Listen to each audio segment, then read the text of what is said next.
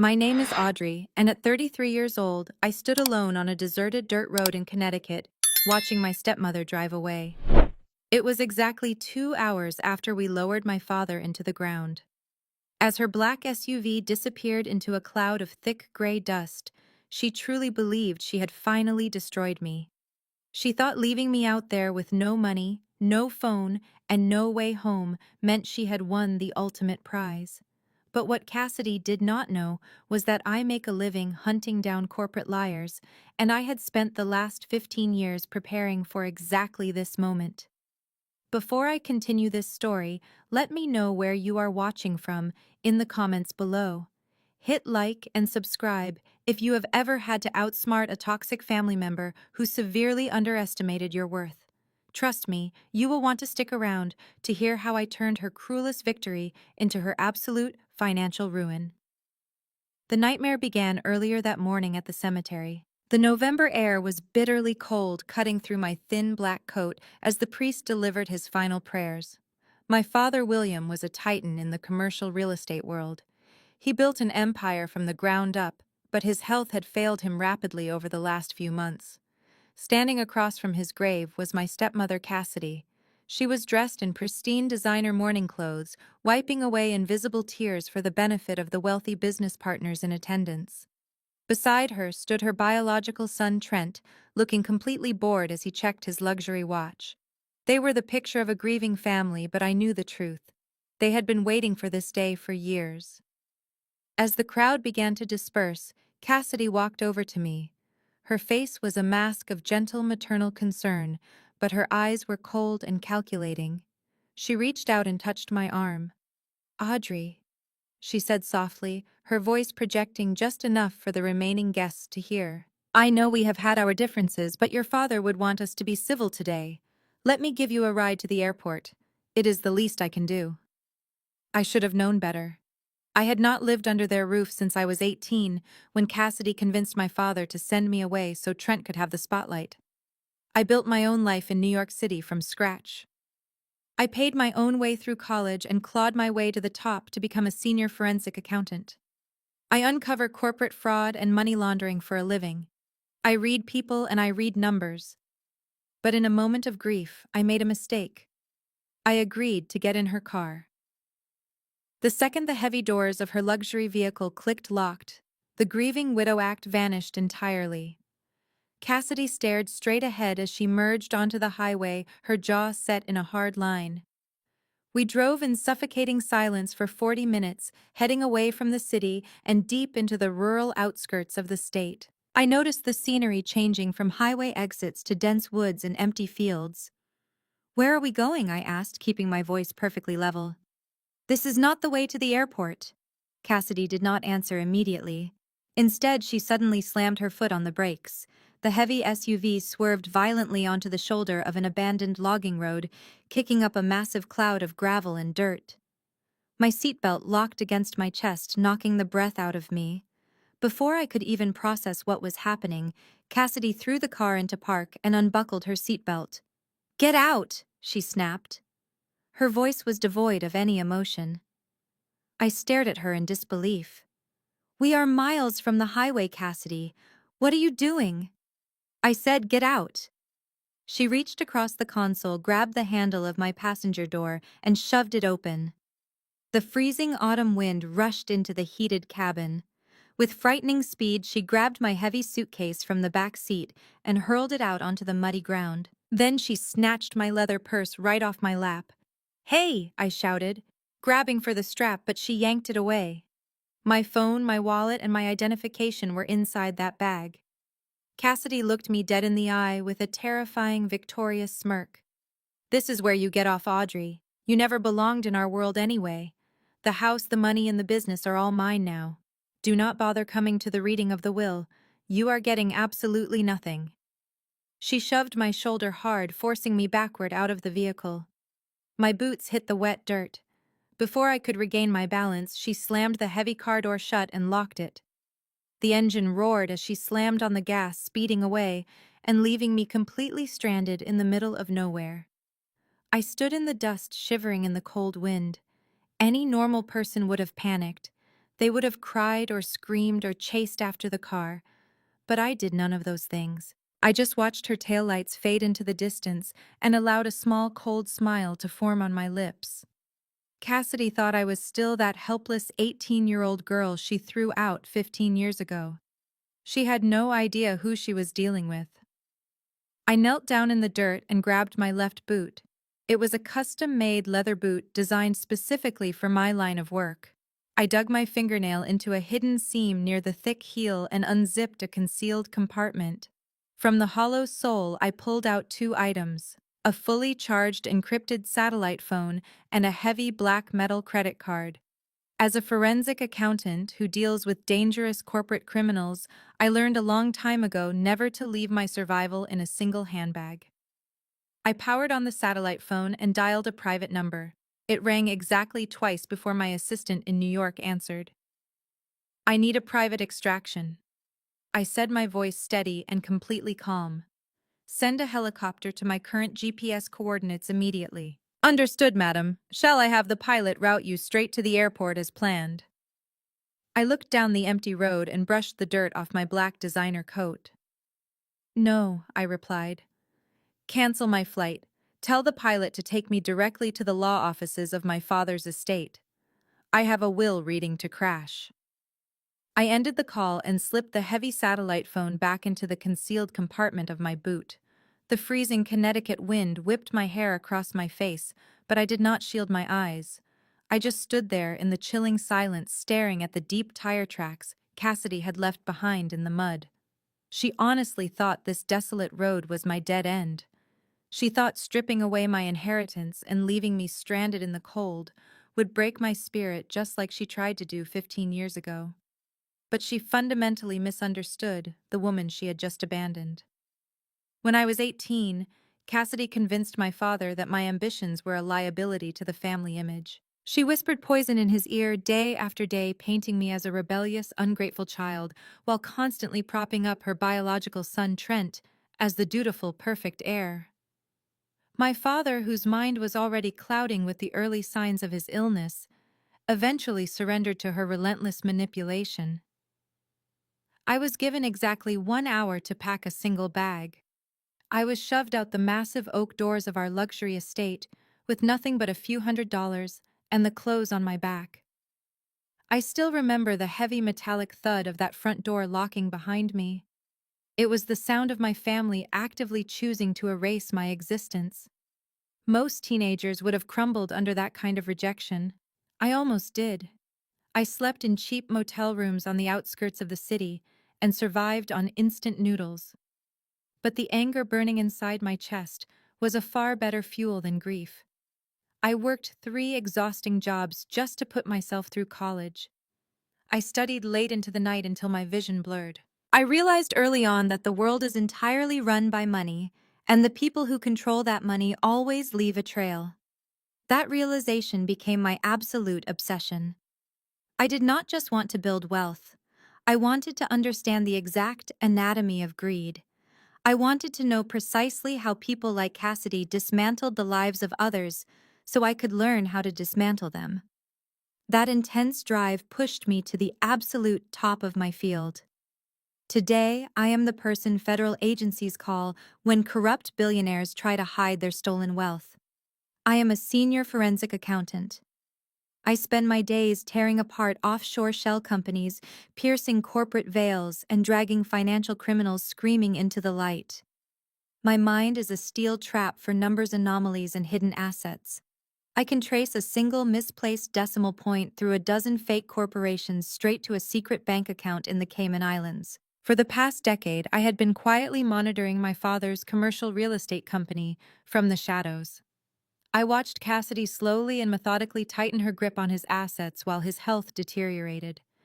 I watched her arrogant son Trent bleed the corporate accounts dry to fund his ridiculous luxury lifestyle and pay off his hidden gambling debts.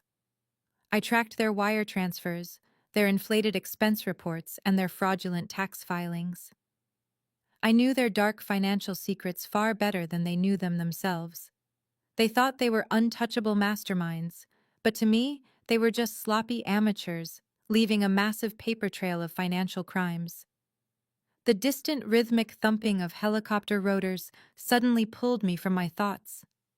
The sound grew louder, echoing across the empty fields, until a sleek black private chopper appeared over the tree line, cutting sharply through the gray autumn sky. It hovered overhead for a brief moment before gracefully descending onto the deserted gravel road.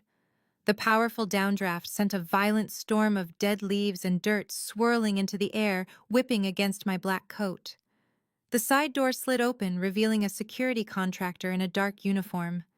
He extended a gloved hand and pulled me up into the warm leather interior of the cabin over the deafening roar of the engine.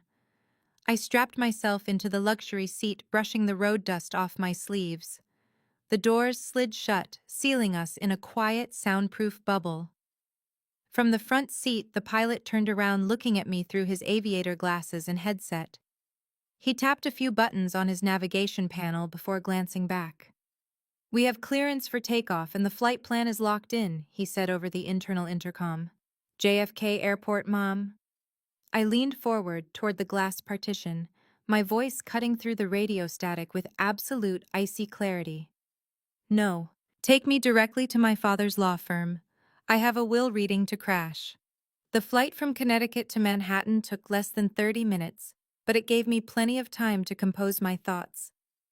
I watched the sprawling estates of the wealthy give way to the towering steel and glass canyons of the financial district.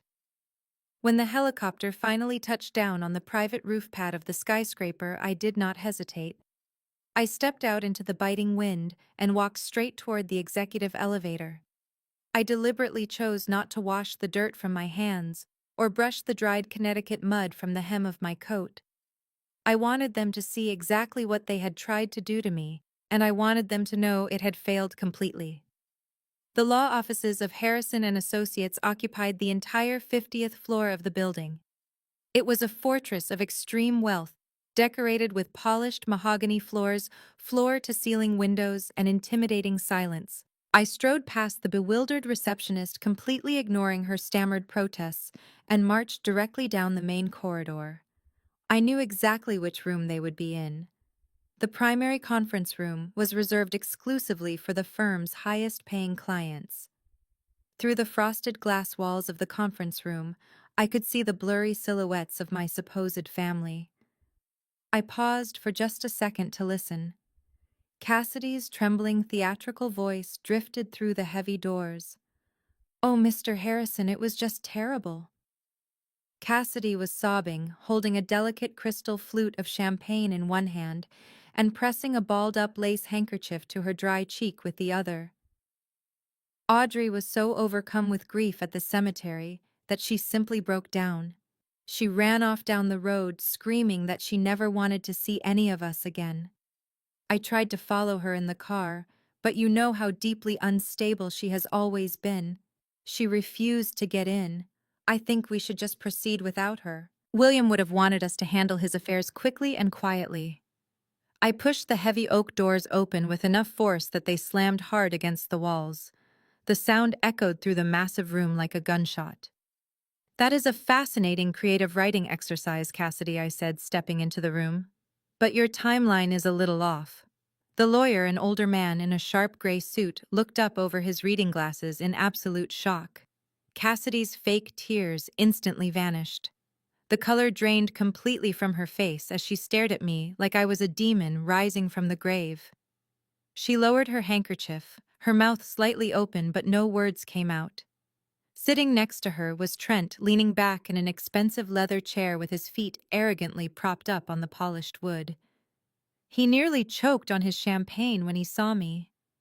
Sitting in the far corner looking completely detached from their morbid celebration was Naomi. She was Trent's wife, a brilliant corporate attorney, and a black woman who had endured years of Cassidy's subtle condescension and passive-aggressive racism.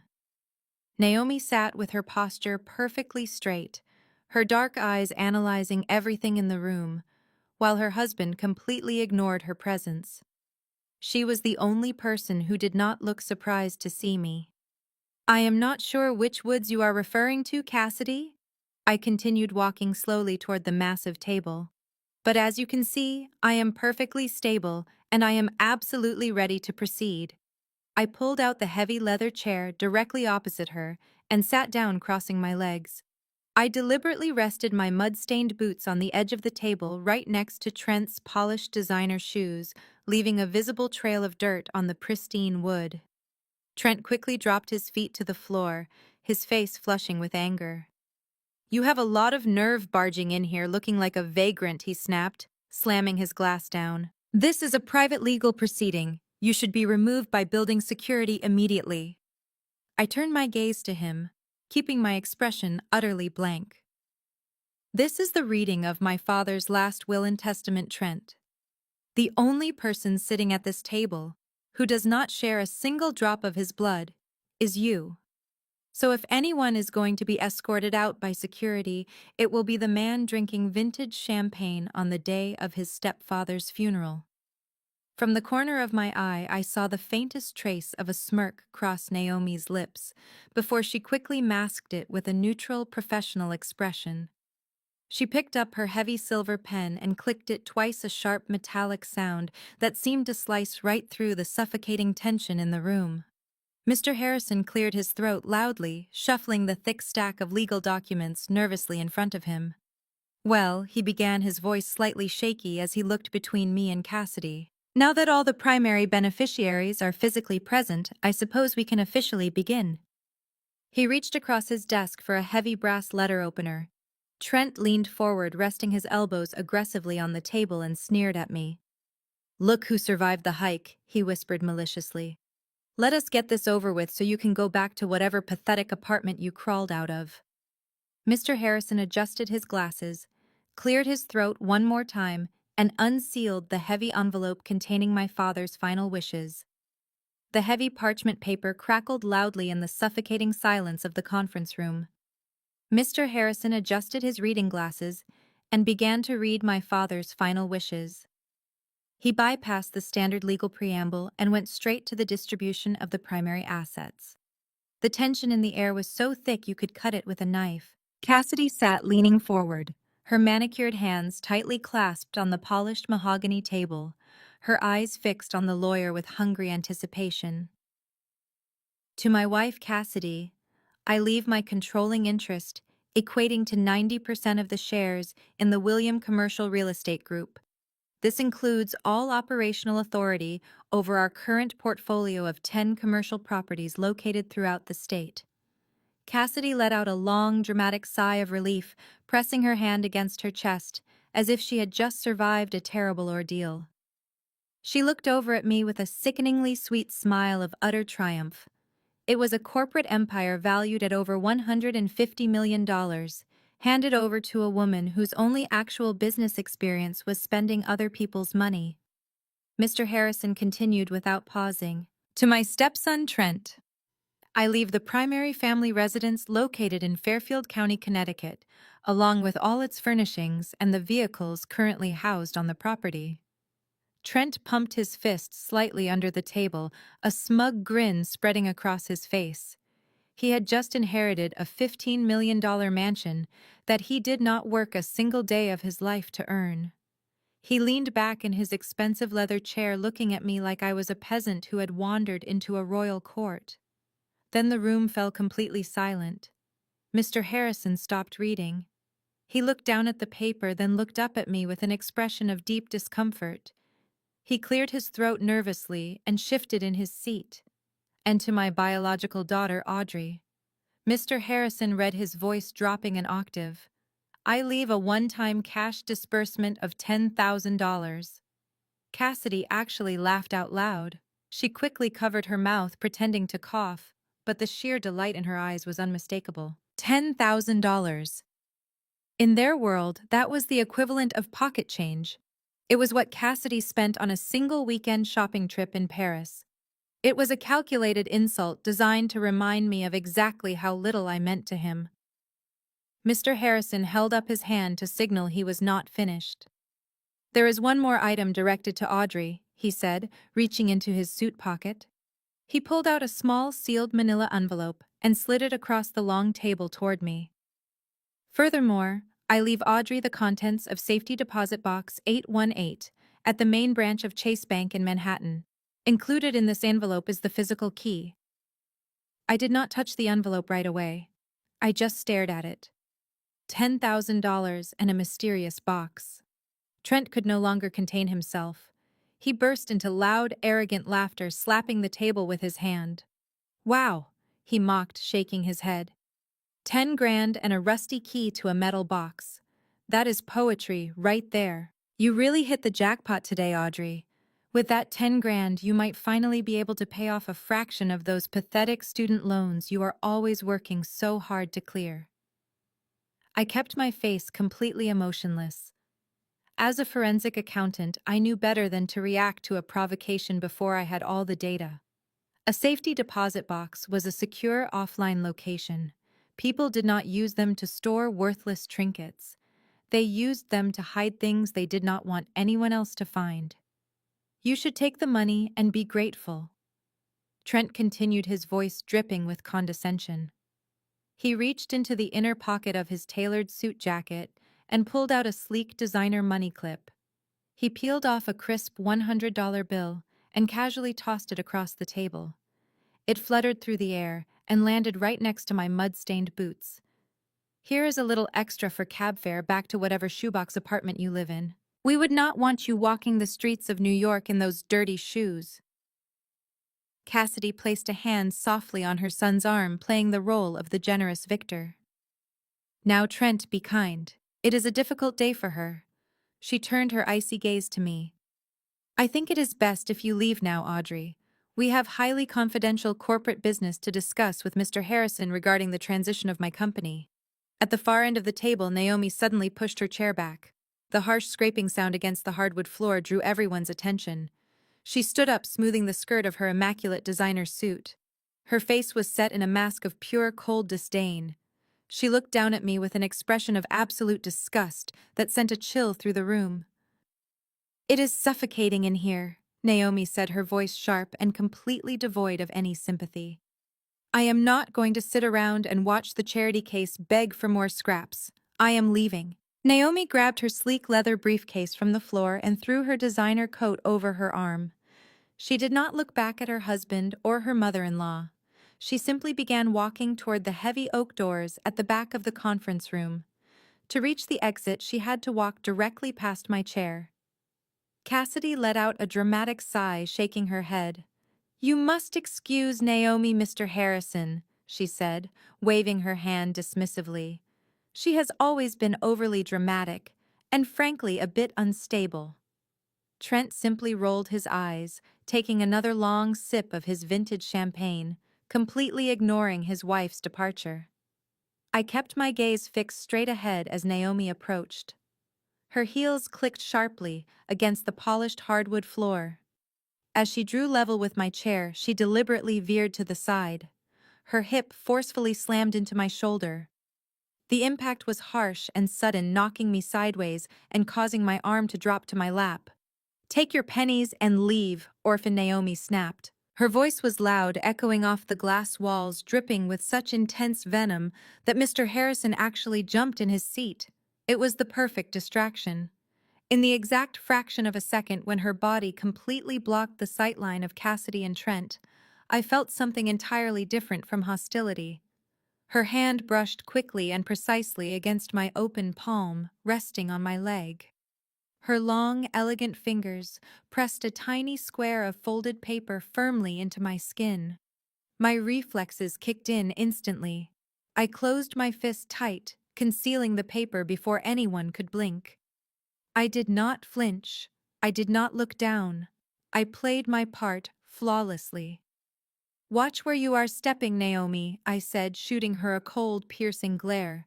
She simply scoffed, flipping her dark hair confidently over her shoulder. She pushed through the heavy oak doors, letting them slam shut behind her, leaving a tense silence in her wake. Trent laughed, shaking his head. Do not mind her, Audrey, he sneered. She just hates being in the same room as people who do not belong in our tax bracket. Now take your envelope and get out so we can discuss our real estate portfolio. I slowly stood up, slipping the small manila envelope containing the key to box 818 into my coat pocket. I looked down at the crisp $100 bill Trent had thrown at me. I did not pick it up. Instead, I took a deliberate step forward, bringing the heavy mud-stained heel of my boot down directly onto the center of the bill. I ground the dirt into the expensive carpet, leaving a permanent brown smear across Benjamin Franklin's face. "Enjoy the house, Trent," I said, my voice dead calm. "I hope you can afford the property taxes." I turned my back on them and walked out of the conference room. I strode down the long, quiet corridor of the law firm, my face completely blank. I bypassed the bewildered receptionist and pressed the button for the executive elevator. My heart was beating slightly faster now, but I controlled my breathing, keeping my exterior perfectly composed. The polished metal doors slid open, and I stepped inside. The moment the doors slid shut, sealing me alone in the quiet elevator car, I opened my tightly clenched fist. The tiny piece of paper was slightly crumpled from the heat of my palm. I carefully unfolded the thick white cardstock. It was a torn corner from a legal pad. The handwriting was sharp, precise, and written in heavy black ink. It contained exactly 2 sentences. "The PIN for box 818 is your mother's death date. Check the Cayman Island accounts." The note was simply signed with a single capital letter N. I stared at the slip of paper as the elevator began its rapid descent down 50 floors. My mind instantly shifted into analytical overdrive. Naomi was the lead corporate attorney handling the transition of my father's company. If she knew about Cayman Island bank accounts, it meant she had seen the hidden ledgers. Cayman accounts were the ultimate red flag in my profession. They were offshore tax havens used by the ultra-wealthy to hide massive amounts of illicit money, dodge federal taxes, and launder stolen corporate funds. And if Naomi was feeding me the secure PIN to the safety deposit box, it meant my father had trusted her enough to give her the code before he died. He knew Cassidy would never let me near the will without a fight, so he planted a silent witness deep inside her own camp.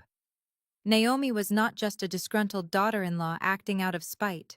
She was an inside operator. And she had just handed me the exact coordinates to blow Cassidy's entire financial empire to pieces. The elevator chimed loudly as it reached the lobby. The doors slid open, revealing the bustling Manhattan street outside. I pulled the encrypted satellite phone from my pocket and dialed my assistant back at my office. "Cancel my afternoon appointments," I said, stepping out into the cold city wind. "Prepare the secure servers and boot up the offshore tracking software. We are going hunting." I ended the call with my assistant and immediately hailed a black car to take me to the main branch of Chase Bank in Lower Manhattan. The drive took only 15 minutes, but my mind was racing through 1,000 different financial scenarios. A safety deposit box PIN tied to my mother. Offshore Cayman accounts. Naomi risking everything to hand me the keys. My father had known the end was coming, and he had meticulously prepared a financial battlefield for me. I paid the driver and stepped out into the freezing wind, looking up at the towering stone facade of the bank. I walked through the heavy revolving doors and approached the private client desk. I presented my identification and the physical key I had received at the law firm. The bank manager, a stern-looking man in a tailored suit, examined the credentials closely before giving me a polite nod.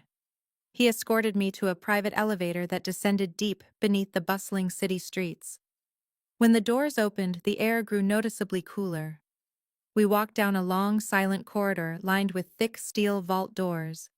He led me into a massive room filled from floor to ceiling with thousands of polished metal boxes. "Box 818, he said, gesturing to a mid-sized compartment near the center of the wall. "Please enter the digital PIN on the keypad to disengage the secondary biometric lock." I stepped forward and typed in the 6 digits corresponding to the day my mother passed away. A soft green light blinked, and a heavy mechanical click echoed in the quiet room. The manager inserted his master key, turned it, and then stepped back, allowing me to insert my physical key. The heavy steel door swung open. He pulled out the long, rectangular metal container and carried it into a small private viewing room. He placed it on the polished oak table and discreetly closed the door, leaving me completely alone in the absolute silence of the subterranean vault. I took a slow, deep breath, before reaching out and lifting the hinged lid of the metal box. Inside, there was no cash, no jewelry, and no sentimental photographs. There were only two thick manila folders resting neatly at the bottom. They were the tools of my trade. I reached in and pulled out the first folder. It was labeled Confidential Toxicology Report from an independent private laboratory.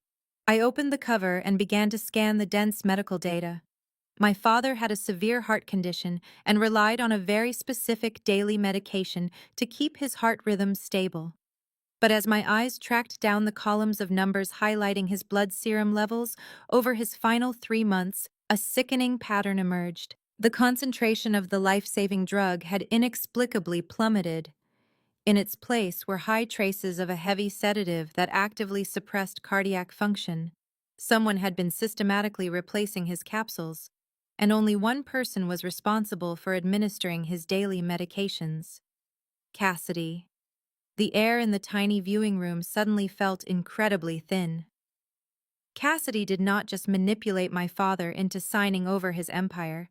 She had actively orchestrated his death when he started asking too many questions about the company accounts. A cold, absolute fury settled deep into my bones. This was no longer just a financial dispute over an inheritance.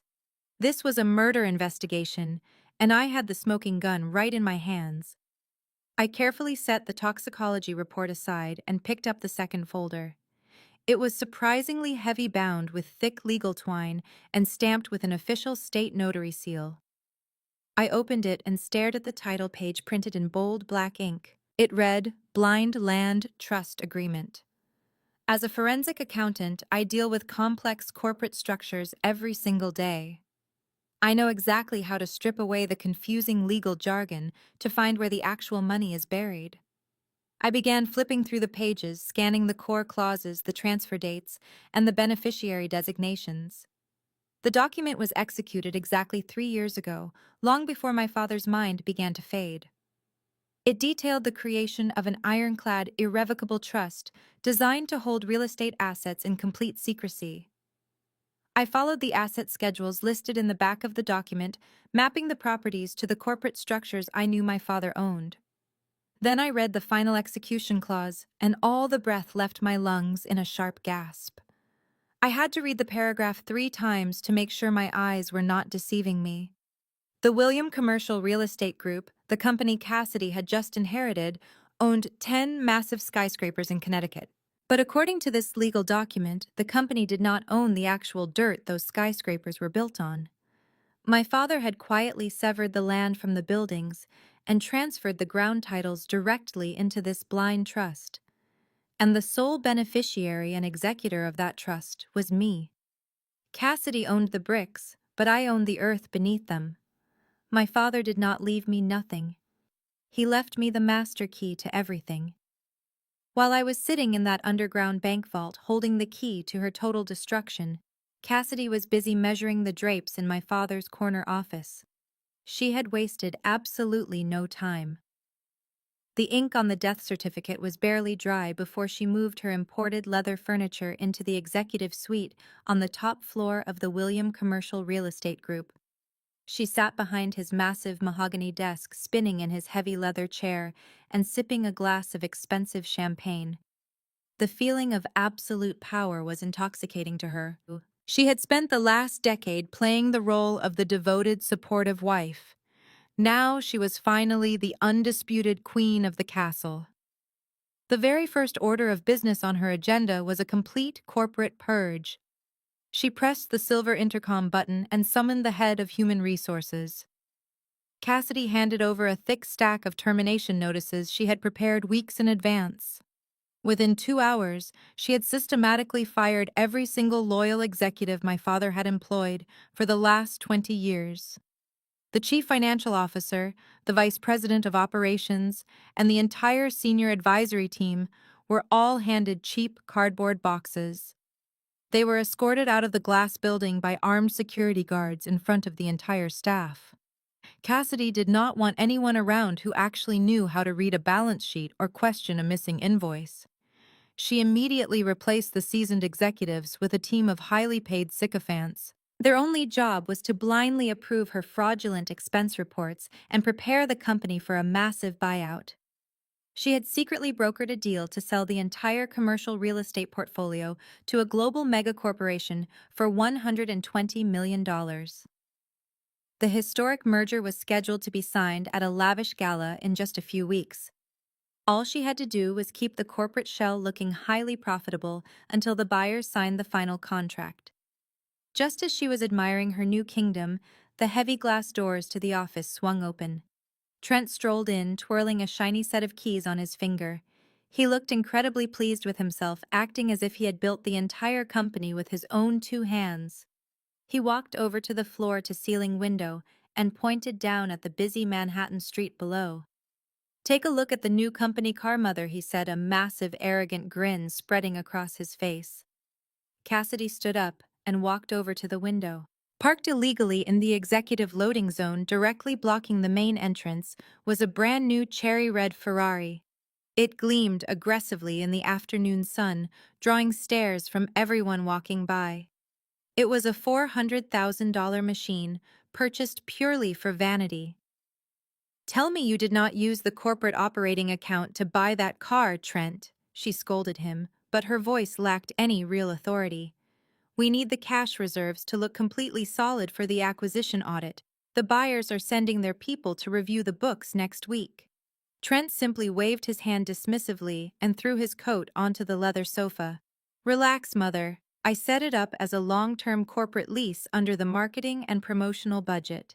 It is a total tax write-off. Besides, the mega corporation is going to hand us $120 million in less than a month. We are burning through some cash now, but the payoff will cover everything. What does a sports car matter in the grand scheme of things? We won. We own everything now." Cassidy sighed and smiled, shaking her head affectionately at her spoiled son. She never could tell him no. "You need to be more careful, Trent. Naomi is already asking questions about the missing funds from the escrow accounts.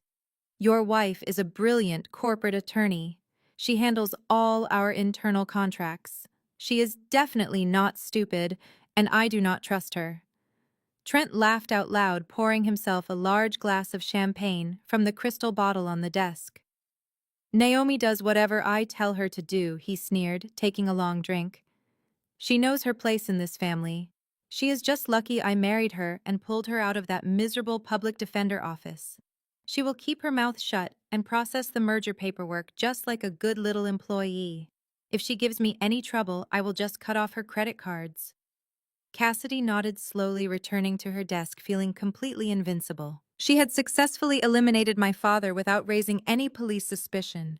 She had easily discarded me, leaving me stranded in the dirt with absolutely nothing. She was just weeks away from cashing a 9-figure check and disappearing into a life of unimaginable luxury. Nothing could possibly touch her now."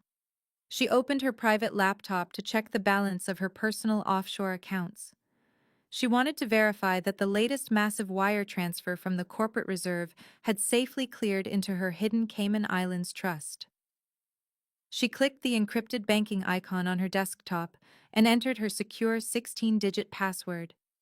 But instead of the familiar digital ledger displaying her stolen millions, a bright red warning banner flashed aggressively across the center of her screen. The alarm was silent, but the message was absolutely deafening. It was a high-priority security alert from the private banking server. "Breach detected. Unauthorized external forensic audit in progress. Active data download initiated." Cassidy's heart completely stopped. The expensive crystal champagne glass slipped from her trembling fingers and shattered violently on the hardwood floor. Someone was actively bypassing the advanced firewall of her offshore account. Someone was systematically downloading 5 years' worth of forged financial records, illegal wire transfers, and hidden assets. And they were doing it right now. I sat in the center of my darkened Manhattan apartment, illuminated only by the cold blue light of 6 oversized computer monitors. The security breach alert that was currently giving Cassidy a heart attack in Connecticut was entirely my doing. I had bypassed her offshore banking firewall in under 12 minutes. For someone who thought she was a criminal mastermind, she used shockingly basic encryption. I watched the progress bar on my center screen hit 100% as 5 years of her heavily guarded financial history flooded onto my secure servers. I took a sip of black coffee and cracked my knuckles. It was time to go to work.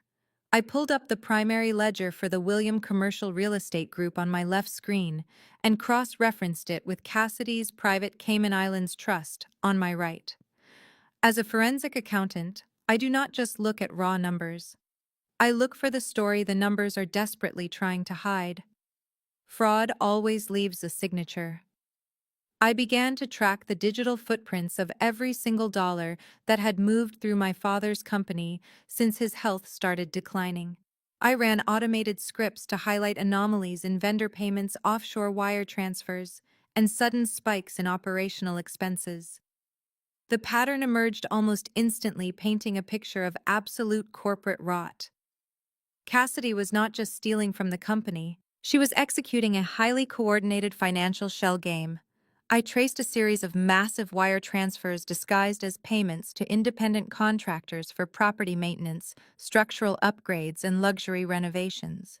But when I ran the tax identification numbers for those supposed contractors, they all looped back to a single hollow holding company registered in Delaware. A company that was wholly owned by Trent.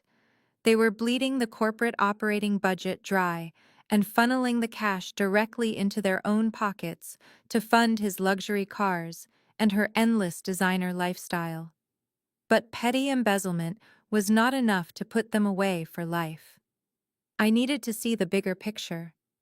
I widened my search parameters, digging into the corporate valuation reports filed just 3 weeks ago. That is when I found the heavily guarded prospectus for the upcoming mega merger. Cassidy was preparing to sell the entire commercial portfolio to a global investment firm for $120 million. The signing was scheduled for a massive gala in just a few weeks. My eyes darted across the projected revenue columns, and the truth suddenly clicked into place. She was not just hiding her theft. She was cooking the books to artificially inflate the value of the company before the sale. By categorizing their stolen millions as capital improvements and falsifying tenant rental yields, Cassidy was making the real estate group look twice as profitable as it actually was. It was a classic pump and dump scheme on a massive corporate scale. If she successfully signed that merger contract, she would walk away with a 9-figure payout, and the buying corporation would be left holding a worthless, hollowed-out shell wrapped in massive hidden debt.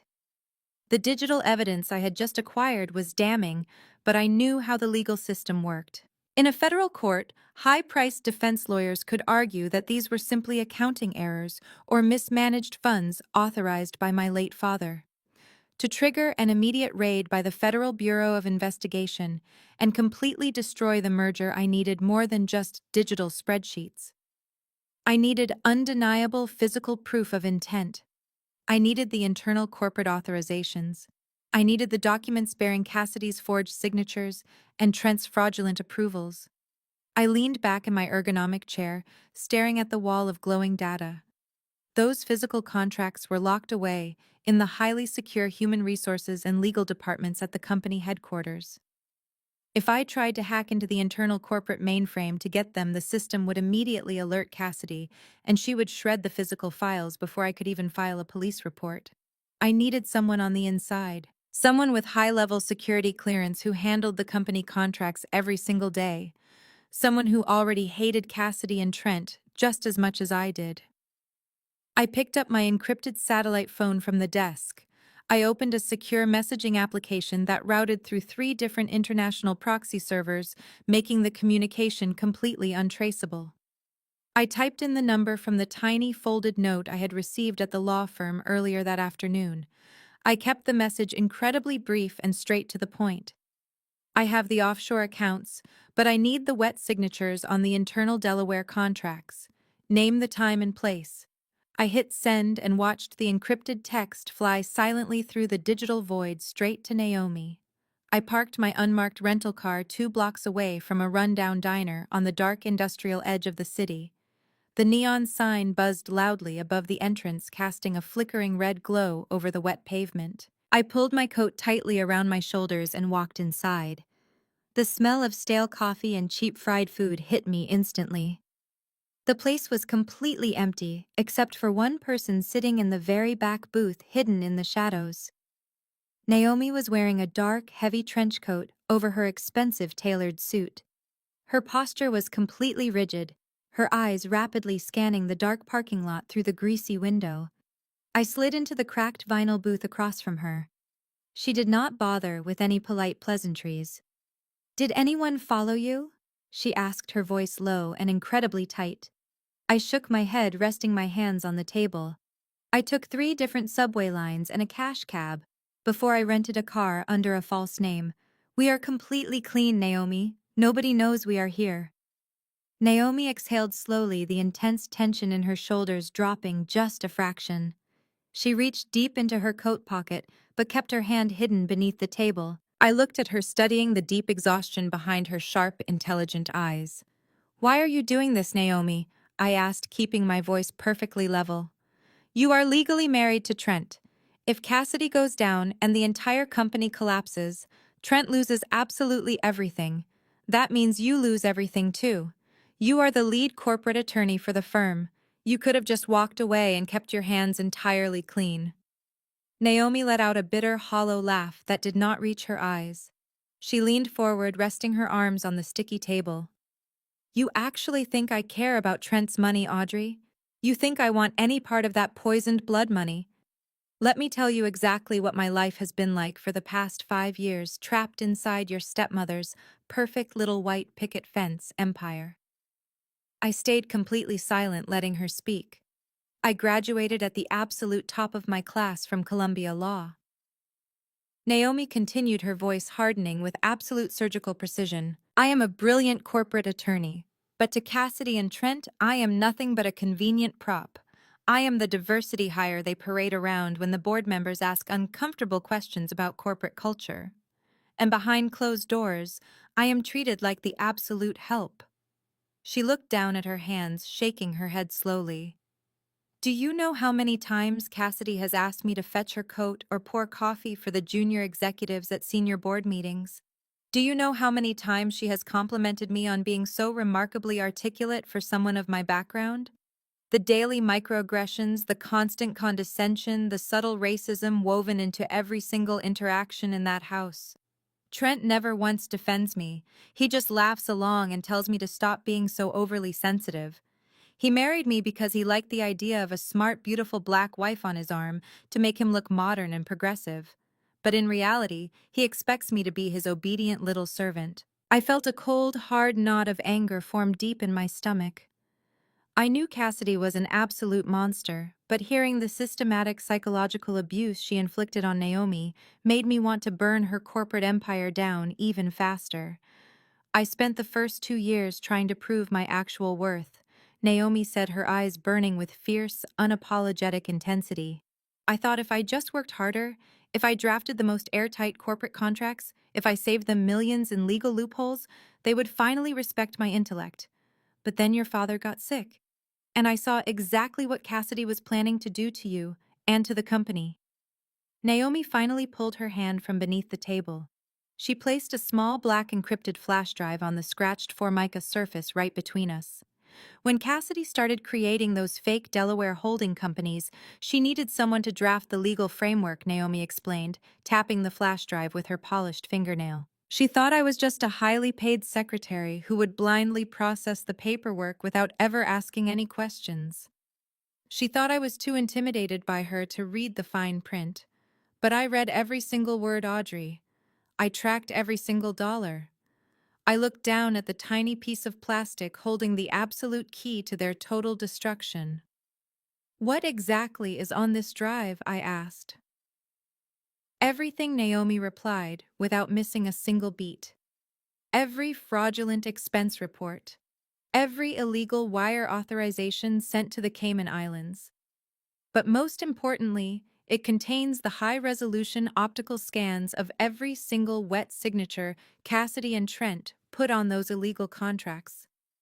There is no digital manipulation. There is no plausible deniability. I personally scanned the original physical documents before filing them in the corporate vault. It proves clear malicious intent to defraud the shareholders and artificially inflate the company valuation before the mega merger. I slowly reached out and picked up the flash drive. It felt incredibly heavy in my hand. This is more than enough to trigger a federal raid, I said, my mind already calculating the precise legal trajectory. The authorities will tear the company headquarters apart before the merger contract is ever signed.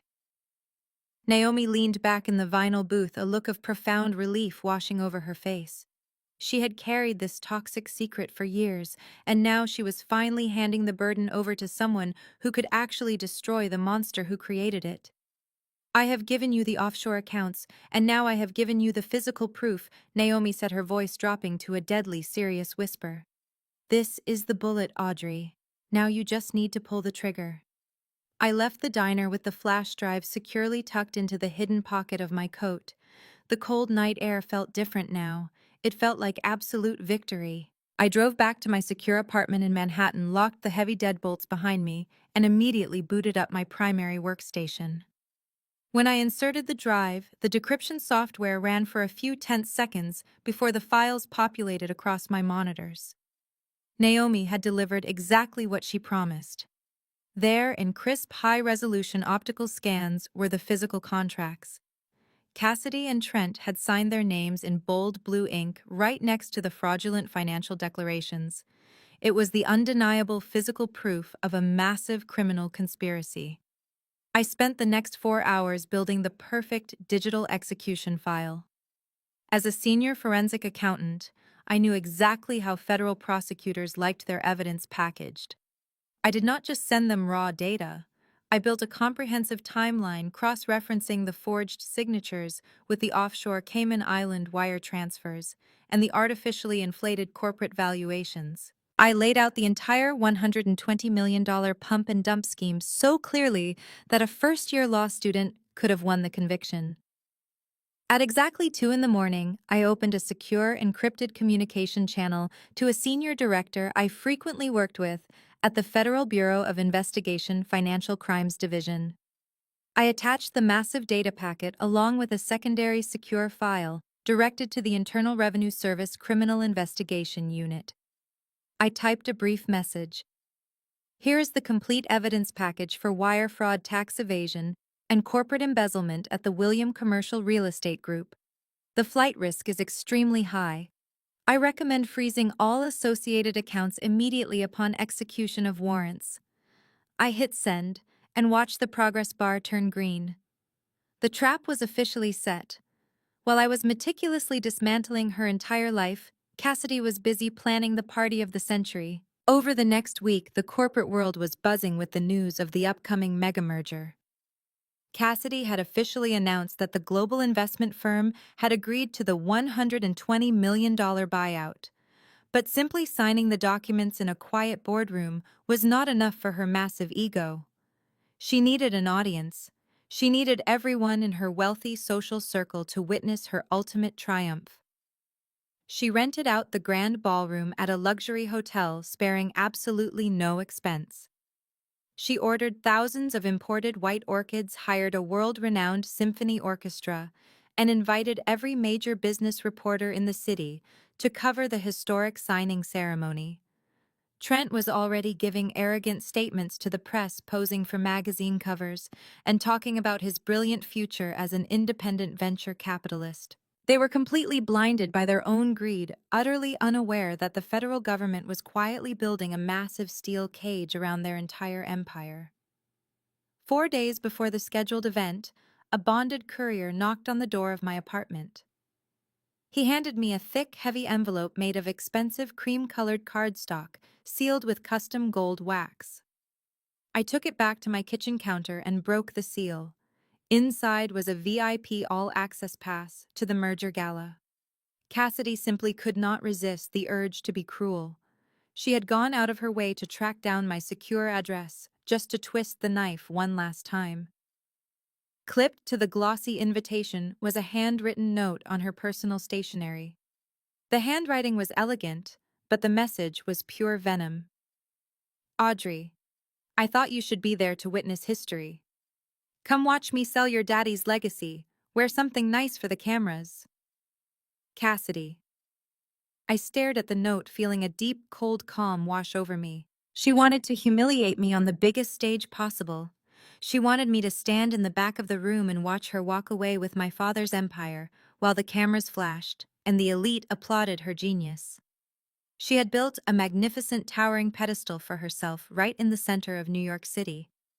She just did not realize I had already planted the explosives at the base.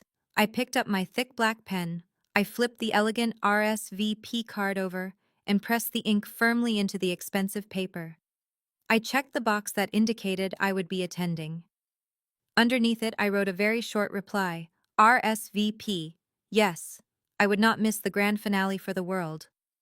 I slid the card back into the envelope and dropped it in the outgoing mail. Then I walked over to my closet to pick out the perfect power suit. If Cassidy wanted a show, I was going to give her a spectacular one. 3 days before the grand merger gala, the pressure was finally starting to fracture Trent's arrogant facade. While Cassidy was busy micromanaging the floral arrangements for her moment of glory, her son was locked inside his expansive new office, sweating through his custom-tailored silk shirt. His burner phone sitting on the heavy mahogany desk had been vibrating relentlessly since 8 in the morning. He ignored the first 5 calls, but the text messages that followed were impossible to ignore.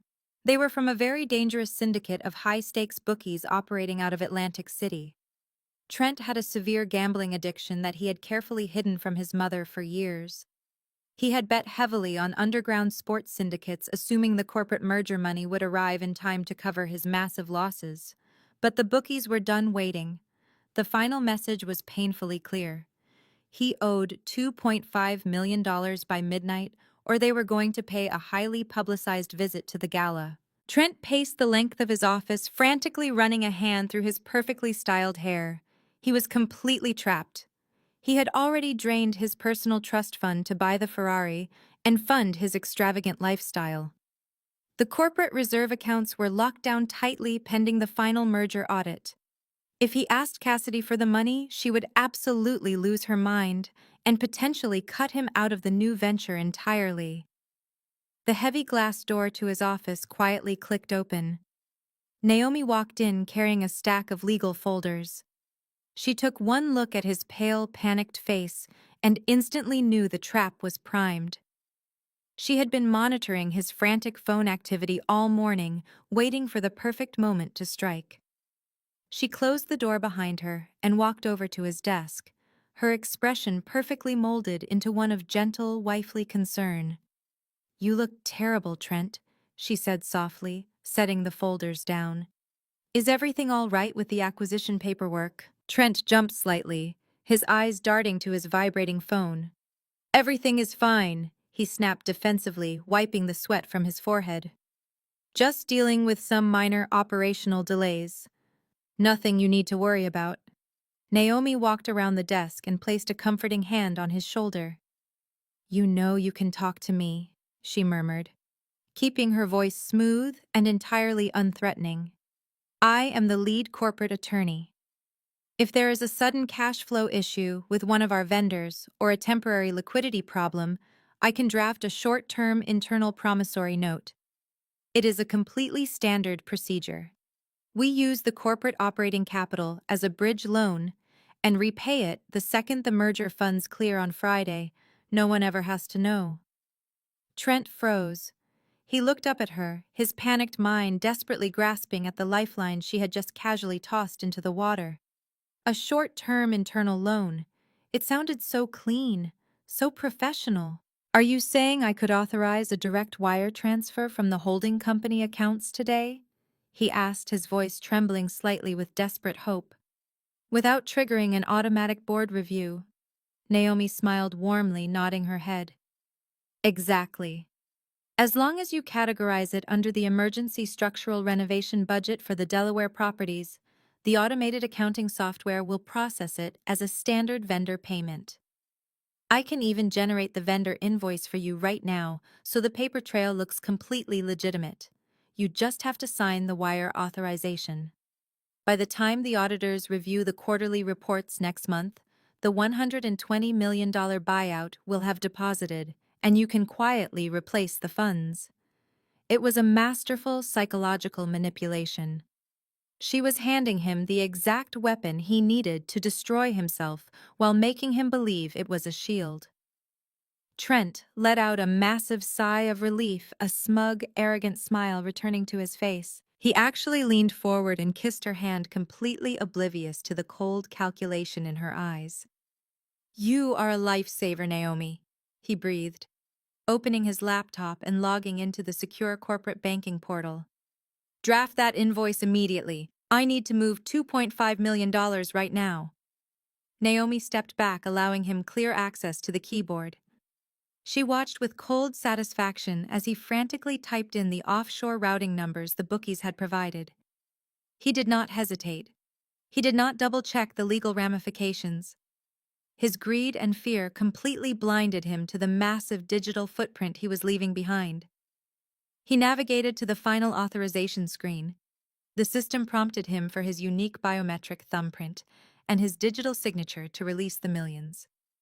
Trent pressed his thumb against the scanner and confidently typed his name into the authorization box.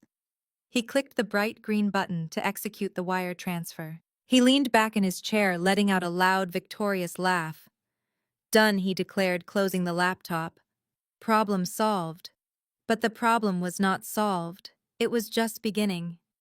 Because the moment Trent clicked that button, the money did not just quietly move to Atlantic City. Down in Washington District of Columbia, a massive red alert instantly illuminated the primary monitoring screens at the Federal Bureau of Investigation Financial Crimes Division. The wire transfer had tripped the exact surveillance wire I had set up with the federal agents. The final nail had just been driven into his coffin. Friday evening arrived with a chilling wind, but the atmosphere outside the Plaza Hotel was blazing with electricity. Cassidy had transformed the historic New York venue into a massive monument dedicated entirely to her own ego. Searchlights swept across the dark skyline, while a thick red carpet stretched all the way down the marble steps toward Fifth Avenue. A frantic swarm of photographers and financial reporters fought against the velvet ropes, waiting to catch a glimpse of the woman who was about to close the biggest commercial real estate deal of the decade. The air was thick with the smell of expensive perfume and the loud, chaotic shouting of the paparazzi. Inside the grand foyer, the scene was even more obnoxious. Cassidy was already holding court among the city elite. She was dripping in millions of dollars worth of borrowed diamonds and wearing a custom silver gown that caught the light of the massive crystal chandeliers. She laughed loudly with the executives from the purchasing megacorporation, playing the role of the brilliant grieving widow turned corporate titan to absolute perfection. Waiters circled the room carrying silver trays of imported caviar and vintage champagne. Cassidy felt completely untouchable. The ink on the merger documents was practically dry in her mind, and she firmly believed she had outsmarted everyone, including the federal government. Standing a few feet away from her, Trent was painting a very different picture. Despite wearing an immaculate tailored tuxedo, he looked physically ill. He was sweating profusely, continually dabbing his forehead with a silk handkerchief and aggressively downing glass after glass of champagne. He kept looking nervously over his shoulder toward the main entrance, terrified that the Atlantic City Syndicate was going to walk through the doors at any second to collect their $2.5 million. He had no idea that the wire transfer he authorized had already sealed his fate. Miles away in my quiet apartment, I stood in front of a full-length mirror and made my final adjustments. I was not going to show up to this battlefield looking like a victim begging for scraps. I had commissioned a custom power suit gown specifically for this occasion. It was a sharp, tailored masterpiece of midnight black silk. The structured blazer bodice featured sharp, aggressive shoulders that flowed seamlessly into a sweeping floor-length skirt. The subtle gold accents caught the light like armor. I tied my dark hair back into a sleek, uncompromising knot. I did not wear a single piece of jewelry. My confidence and the devastating secrets I carried were the only accessories I needed. I slid into the back of a private town car and gave the driver the address. As we navigated through the heavy Manhattan traffic, my encrypted phone buzzed with a final confirmation message from my contact at the Federal Bureau of Investigation. The arrest warrants were officially signed by a federal judge. The tactical teams were already in position, discreetly waiting in unmarked vans around the perimeter of the hotel. All I had to do was walk in there, drop the match, and watch the entire corrupt empire burn to the ground. I watched the city lights blur past the tinted windows, my heart beating with a steady, rhythmic calm. The town car pulled up to the curb at the plaza, and the moment my driver opened the door, the flashbulbs erupted. The paparazzi did not know exactly who I was, but they recognized absolute power when they saw it. I stepped out onto the red carpet, the cold wind catching the edge of my silk skirt. I ignored the shouted questions from the reporters and walked purposefully up the marble stairs. Every step I took felt like a hammer striking the final nails into Cassidy's coffin. As I reached the heavy brass doors at the top of the steps, two massive security guards in dark suits suddenly stepped directly into my path. They crossed their arms, forming a solid human wall blocking the entrance to the grand ballroom. "Excuse me, ma'am," the taller guard said, holding up a thick hand to stop my momentum. "We have strict orders from the host. You are not on the approved guest list. You need to turn around and leave the premises immediately." I did not take a single step back. I reached into my clutch and pulled out the thick, cream-colored envelope sealed with gold wax. I held it up right in front of the guard's face. "I have a VIP all-access pass specifically signed by Cassidy herself," I said, my voice cold and loud enough for the nearby reporters to hear. "Step aside." The guard frowned, glancing at the invitation, but he did not move a muscle. "My orders were updated 10 minutes ago," he growled. "The pass is revoked. Cassidy instructed us to have you forcefully removed if you caused a scene." I was just about to escalate the situation when the heavy brass doors swung open from the inside. Naomi stepped out onto the landing looking absolutely stunning in a deep emerald green dress. She held a clipboard in one hand and her heavy silver pen in the other. She looked the towering security guard up and down with an expression of pure lethal authority. "Stand down." "Higgins," Naomi commanded, her voice echoing sharply across the stone landing, cutting through the noise of the paparazzi. "As the lead legal counsel for the William Commercial Real Estate Group, I am officially overriding that order. This woman is a primary shareholder and my personal guest. Open the doors and let her inside right now." I stepped past the bewildered security guards and walked through the heavy brass doors into the magnificent foyer of the Plaza Hotel. Naomi did not say a single word to me.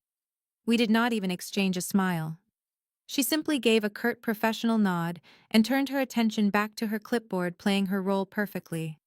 The level of discipline she possessed was staggering. I walked past her and entered the massive reception area outside the main ballroom. The lobby was a sprawling sea of expensive tuxedos and designer gowns. The air hummed with the arrogant chatter of the city elite, layered over the soft classical music drifting from the ballroom. I grabbed a glass of sparkling water from a passing waiter and stood near a towering marble pillar, taking a moment to observe the room. It did not take long for the golden boy to spot me. Trent was standing near the sweeping grand staircase, surrounded by four older men in immaculately tailored suits. I recognized them immediately. They were the remaining independent board members of the William Commercial Real Estate Group, the men who supposedly provided financial oversight for the company. Trent was laughing loudly, holding a half-empty glass of vintage champagne. His face was flushed red from a combination of alcohol and extreme stress, but he was desperately trying to play the part of the confident young executive. He caught sight of my black silk gown. His arrogant smile faltered for a fraction of a second, before twisting into a nasty sneer. He whispered something to the board members and gestured in my direction. The group turned to look at me, and Trent began leading them across the polished marble floor right toward my pillar. He wanted an audience. He wanted to publicly crush me to inflate his own fragile ego. "Well, look what the cat dragged in," Trent announced, his voice deliberately loud enough to draw the attention of the surrounding guests. I am honestly amazed they let you pass the front door, Audrey. Did you rent that dress? Or did you find it in a thrift store on your side of town? The board members chuckled politely, shifting their weight. One of them, an older man with silver hair, spoke up. Trent, who is this young woman? This is my late stepfather's estranged daughter, Trent replied, taking a slow, arrogant sip of his champagne. She was cut out of the will for being completely unstable and financially irresponsible. She probably came here hoping to beg for a handout before we sign the $120 million merger. It is actually incredibly pathetic. I took a slow sip of my sparkling water, maintaining absolute, unwavering eye contact with Trent. I am not here for a handout, Trent. I am just here to admire the financial genius of the man who manages to spend millions of dollars he does not actually have. Trent scoffed, rolling his eyes at the board members. See what I mean? She is completely delusional. I stepped forward, closing the distance between us. My voice was low, but razor sharp. Delusional is using the corporate marketing and promotional budget to execute a $400,000 long-term lease on a cherry red Ferrari. It is a bold move, Trent, especially when the company is supposedly in a strict spending freeze pending a massive acquisition audit. The smiles instantly vanished from the faces of the board members. The silver-haired man frowned, looking sharply at Trent. A $400,000 lease. Trent, what exactly is she talking about? Trent's face drained of color. He gripped his champagne glass so tightly, I thought the delicate crystal might shatter in his hand. She is lying, he stammered, a heavy bead of sweat rolling down his temple. She is just a bitter orphan, making things up to cause a scene. I did not raise my voice, but the sheer authority in my tone cut through the lobby chatter like a knife.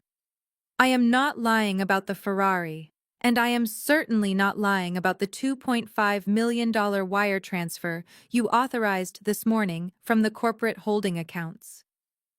I watched his eyes widen in absolute terror as I recited the exact routing numbers from memory.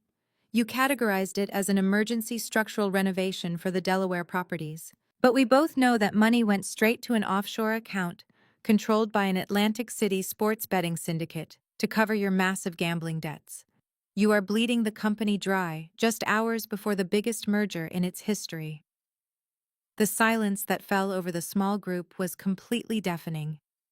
The board members stared at Trent in absolute shock, their expressions morphing from polite amusement to profound horror.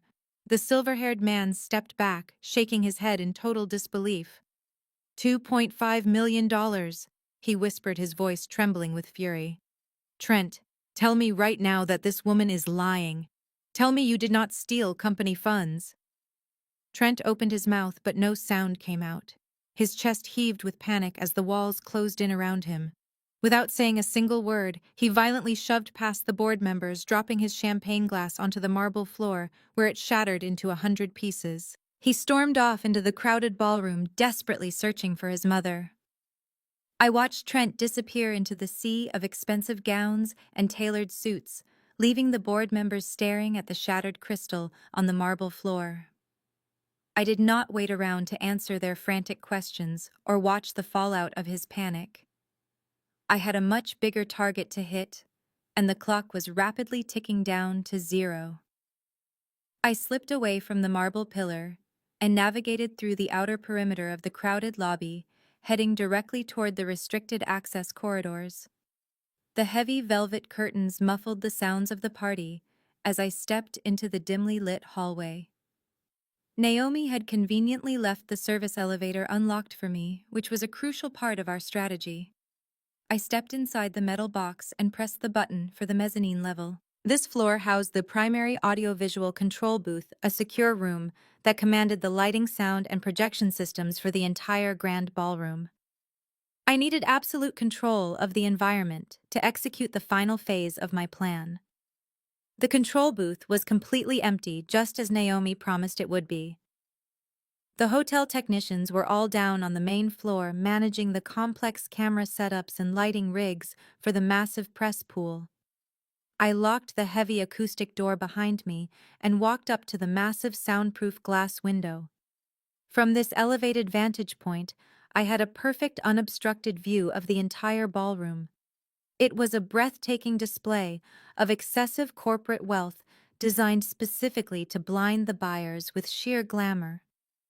Thousands of rare white orchids cascaded from the ceiling, and a massive symphony orchestra played softly in the corner of the room. But my eyes were fixed entirely on the brightly lit stage, positioned at the very center of the floor. Cassidy was standing behind a beautifully carved mahogany podium, looking like a reigning monarch. Beside her stood three senior executives from the global investment firm, looking incredibly pleased with the historic acquisition they were about to finalize. Resting directly in the center of the podium was the massive leather-bound merger contract. It was the physical manifestation of a $120 million payout. Cassidy was beaming, posing gracefully for the swarm of photographers crowded around the base of the stage. She was completely intoxicated by the flashing lights and the roaring applause basking in the artificial adoration. She truly believed she had successfully erased my father and stolen his legacy without facing a single consequence. Out of the corner of my eye, I spotted Trent.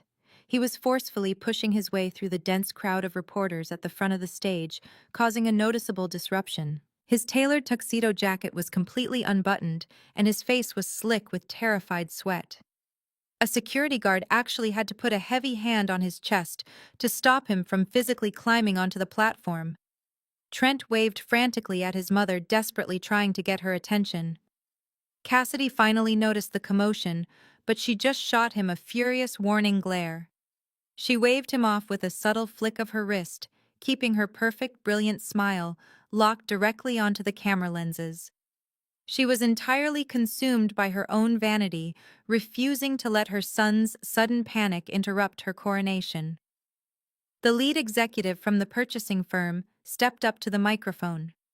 He delivered a short, glowing speech about the future of commercial real estate and the brilliant legacy of the William Commercial Real Estate Group. He praised Cassidy for her steady leadership and her sharp business acumen during a difficult transition period. Every single word he spoke made my blood boil, but I kept my hands perfectly steady.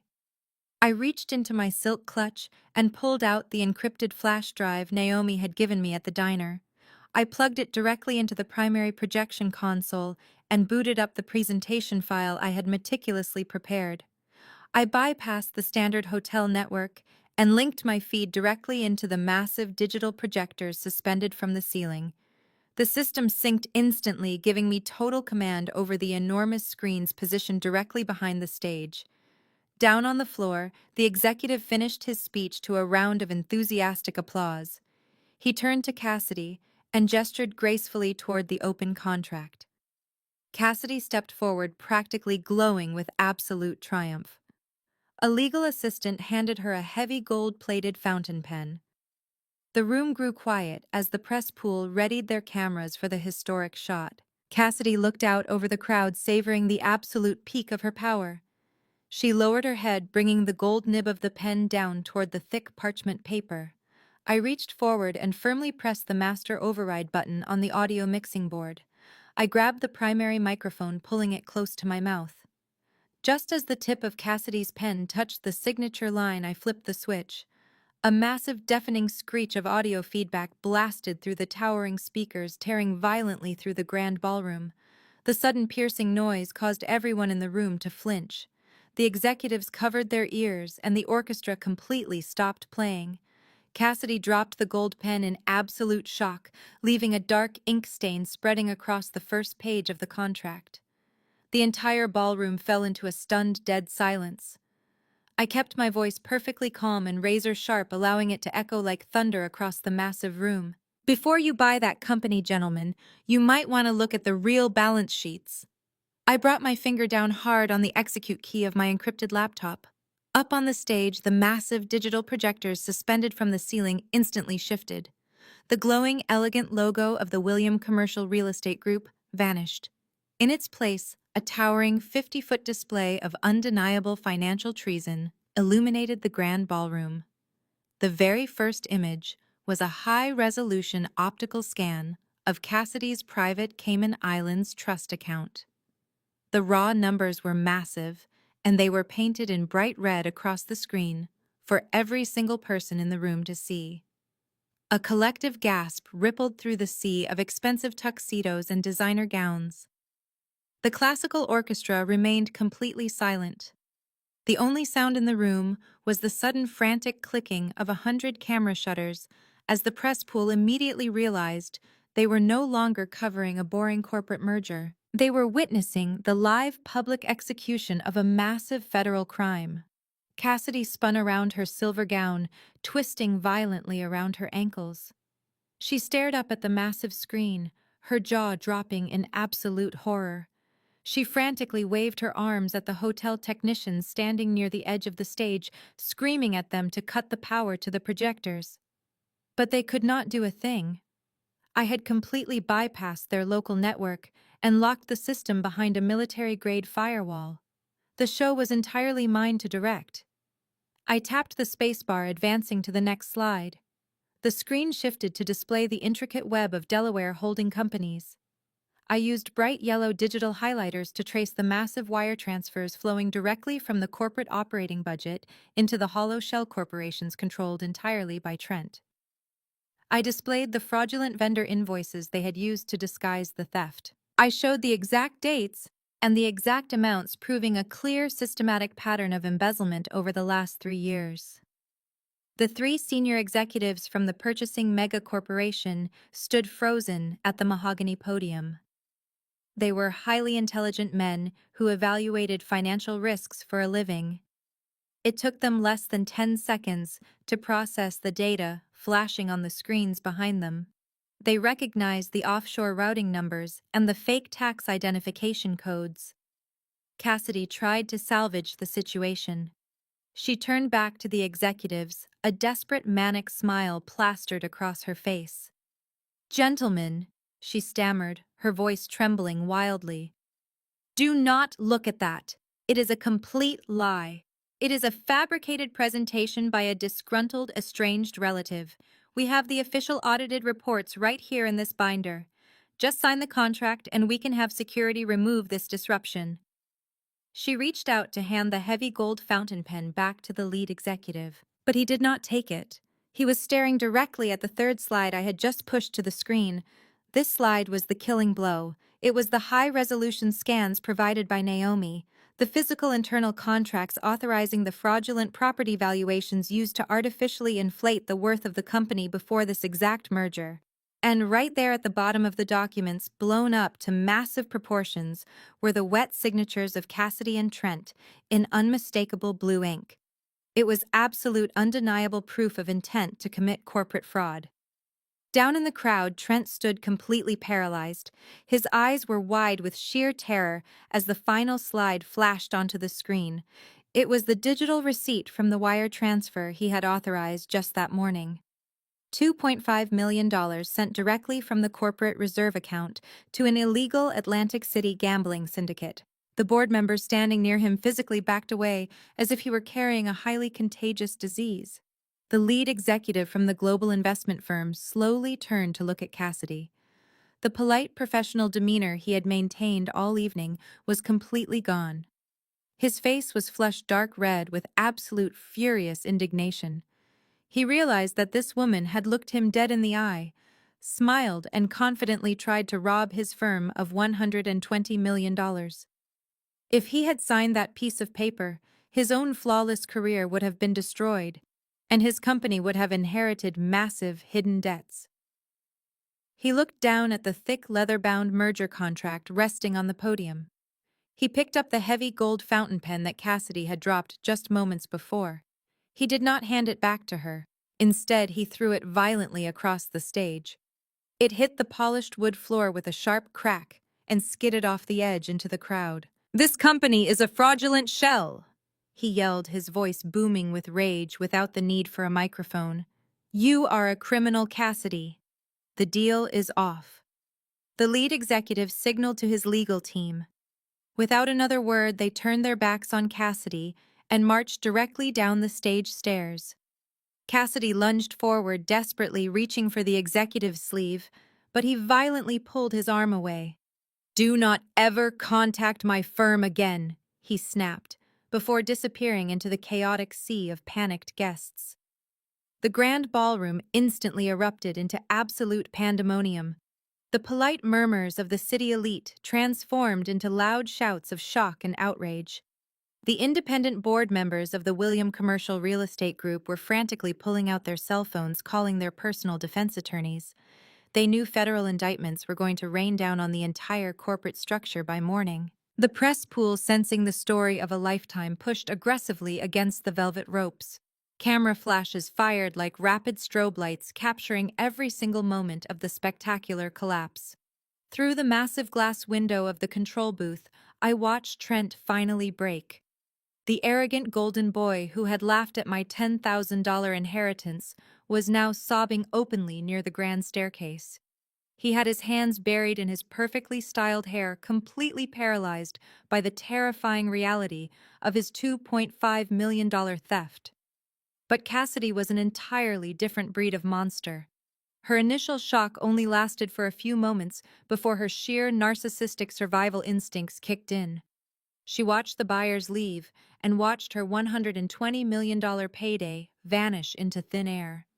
But she refused to accept defeat in front of the flashing cameras. She reached down and picked up the microphone the executive had left resting on the mahogany podium. I stepped away from the audio mixing board and walked out of the sound booth. I took the service stairs down to the main floor, keeping my pace incredibly steady and deliberate. By the time I pushed through the heavy velvet curtains at the back of the ballroom, Cassidy was already launching her desperate counterattack. Quiet Cassidy shrieked into the microphone. Her voice was shrill and frantic, echoing loudly over the massive hotel speakers.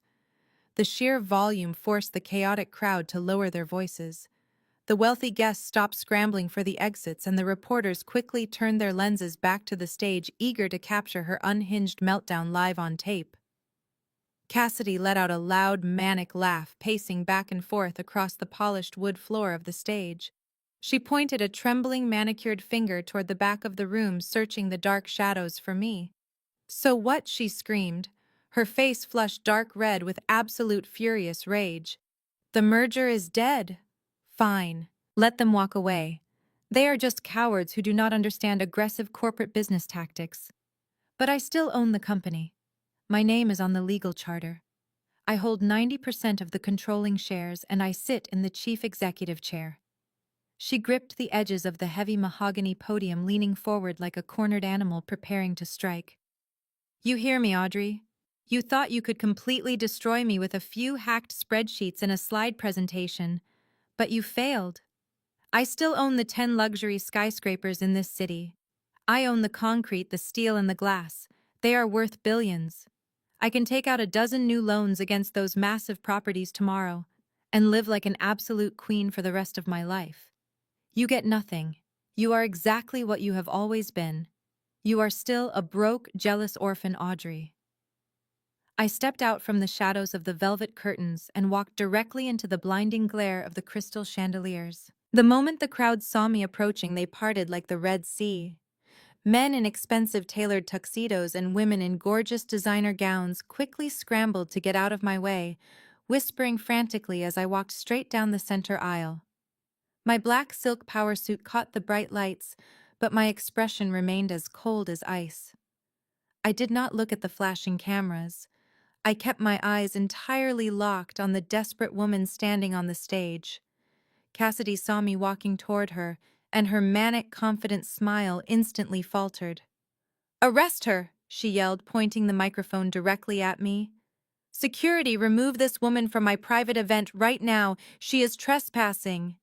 A few of the massive security guards shifted uncomfortably near the exits, but absolutely nobody took a single step toward me. They had just seen the undeniable physical proof of her massive federal crimes projected onto 50-foot screens. No one was going to take orders from a sinking ship. I reached the front of the stage and stopped right at the edge of the red velvet ropes. I looked up at Cassidy, letting her desperate, pathetic insults hang in the dead silence of the massive ballroom. I did not even need a microphone to command the space. The entire room was holding its collective breath, waiting for my response. "Are you sure you own them, Cassidy?" I asked, my voice echoing with devastating absolute calm. Cassidy's eyes darted nervously across the silent room. "What are you talking about?" She snapped, her voice trembling slightly. "I own the buildings. The corporate deed is in my name." I smiled a cold, sharp smile. "Naomi, bring out the documents." Naomi stepped out from the shadows of the stage wings, moving with the lethal elegance of a predator that had finally cornered its prey. The deep emerald green of her dress caught the bright stage lights as she walked directly toward me, her heels clicking rhythmically against the polished wood floor. She did not look like a subservient employee or a defeated wife. She looked like an absolute executioner. In her hands, she carried the thick, heavy manila folder I had retrieved from Safety Deposit Box 818 deep beneath the city streets. Cassidy stared at her daughter-in-law in absolute bewilderment. "Naomi," she practically spat the name into her microphone, her voice laced with venomous confusion. "What do you think you are doing? Get off this stage immediately. You work for me." Naomi did not even blink. She walked right past Cassidy as if the woman did not even exist. She stopped beside me and handed over the heavy folder. "Actually, Cassidy," Naomi said, her voice projecting clearly and carrying flawlessly across the silent room without the need for amplification. "As the lead corporate attorney, my ultimate fiduciary duty is to the legal owner of the William Commercial Real Estate Group assets. And as of today, that is no longer you." I took the folder from Naomi and pulled out the thick stack of notarized papers. I did not need to hold them up for the crowd to see. I simply tapped a designated key on my laptop resting on the edge of the stage. The massive 50-foot digital projectors instantly shifted away from the evidence of Trent's gambling debts. A new document filled the towering screens behind us, stamped with a massive red state notary seal that was impossible to ignore. The title of the document was printed in bold black letters for the entire world to read: Blind Land Trust Agreement. Cassidy looked over her shoulder at the massive screen and let out a harsh, dismissive bark of laughter. Her mind was desperately trying to reject the reality forming in front of her. "A trust," she mocked, waving her hand frantically. "Is that supposed to scare me? My name is on the master corporate deed. I hold the legal charter." A dusty old trust document from 3 years ago does not suddenly override my controlling shares of the buildings. I picked up my microphone, my voice echoing with terrifying absolute authority. "You are absolutely right, Cassidy. You do own the buildings. You own every single brick, every pane of glass, and every steel beam of those 10 luxury skyscrapers. But you clearly never bothered to read the foundational property deeds because you were too busy stealing from the operating budget." I began to pace slowly across the stage, addressing the silent, captivated ballroom like a professor delivering a final masterclass in financial destruction. In the world of high-level commercial real estate, there is a very specific legal mechanism known as a ground lease. It means that the physical building and the actual dirt it sits on are classified as two entirely separate legal entities. They can be owned by two completely different people. I stopped and pointed directly at the massive screen behind me. 3 years ago, when my father first realized you were poisoning his company, he quietly severed the land titles from the corporate portfolio. He transferred the absolute ownership of the ground beneath all 10 of those skyscrapers into this irrevocable blind trust. And the sole beneficiary and executor of this trust is me. A massive wave of shocked murmurs swept through the dense crowd. The independent board members looked like they were going to faint. The financial reporters in the room began furiously typing on their phones, instantly recognizing this as the most spectacular corporate trap ever executed in New York history. They understood the catastrophic financial reality of what I was saying. Cassidy's face went completely slack. The arrogant, manic energy drained out of her body in a single instant, replaced by a cold, creeping horror that paralyzed her limbs. "No," she whispered, her voice barely registering over the microphone. "That is impossible. That would mean..."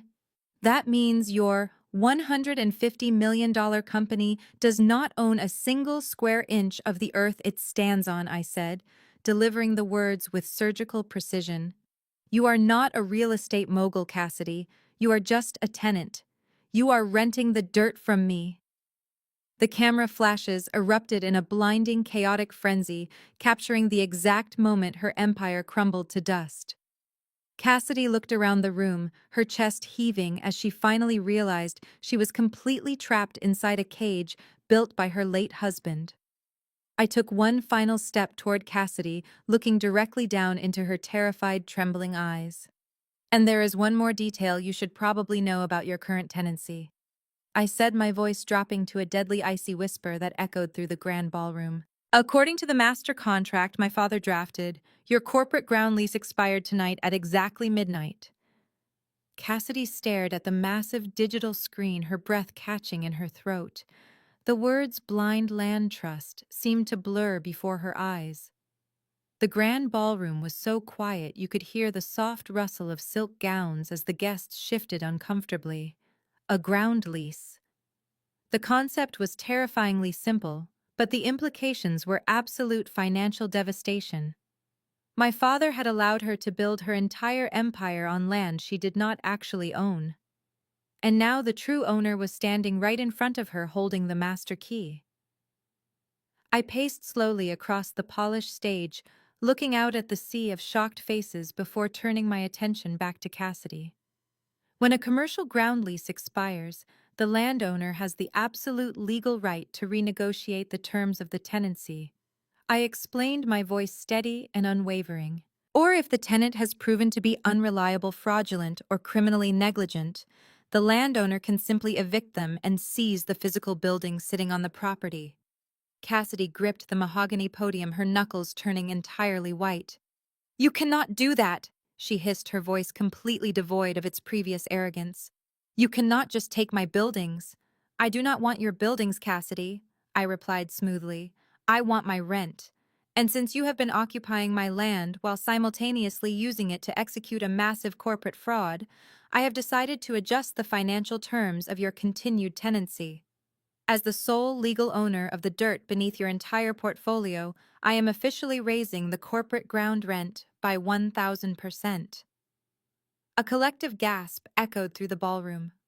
The financial reporters in the front row began whispering frantically to each other, calculating the catastrophic math in their heads. Furthermore, I continued, my voice cutting through the rising noise. "Because you have violated the primary covenants of the original lease by falsifying property valuations and embezzling operating funds, the penalty clauses are triggered immediately. Your company owes me $40 million in penalty fees and back rent. And that balance is payable in full right now. $40 million. The number hung in the air like a massive executioner's blade. Trent, who was still standing at the bottom of the stage, let out a pathetic whimpering sound. He knew the corporate accounts were completely drained. He knew they did not even have a fraction of that money available. Cassidy stared at me for a long, terrifying moment. The color had completely drained from her face, but then a strange, frantic energy seemed to possess her. She let out a loud, sharp bark of laughter. The nervous laughter quickly escalated into a manic, hysterical cackle that made the board members physically step away from her. "You really think you are so smart, Audrey?" she yelled, gripping the microphone tightly. "You think you have me completely trapped. But you are just an accountant. You do not understand how real corporate warfare works." She threw her arms out wide, gesturing to the massive, beautiful room around her. "Fine. Raise the rent. Make it $100 million. It does not matter. The William Commercial Real Estate Group is a registered limited liability corporation.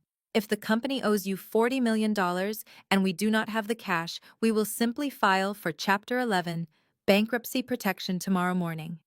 She sneered at me, her eyes wide and completely unhinged.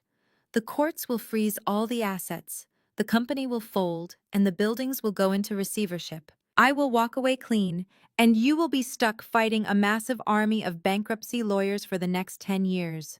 You get absolutely nothing, Audrey, not a single dime."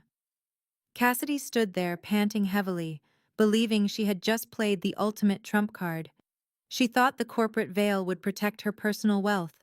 She thought she could just burn the company to the ground and retreat to her $15 million mansion in Fairfield County. She thought she was entirely safe. But she had completely forgotten about the woman standing right next to me. Naomi stepped forward and gently took the microphone directly out of my hand. She looked at her mother-in-law with an expression of pure icy calculation. The emerald green of her gown shimmered under the stage lights as she prepared to deliver the final lethal blow. "Actually, Cassidy," Naomi said, her voice ringing out clear and perfectly composed, "you might want to hold off on calling your bankruptcy lawyers." Cassidy narrowed her eyes, glaring at Naomi. "Shut your mouth, you ungrateful traitor," she snapped. "You are fired. You have no power here." Naomi did not even flinch. She just smiled, a cold, devastating smile. "I do not need power, Cassidy. I just need a very good memory. You see, when you and Trent started aggressively draining the corporate operating accounts to fund your lavish lifestyle and pay off his massive gambling debts, you created a severe liquidity crisis.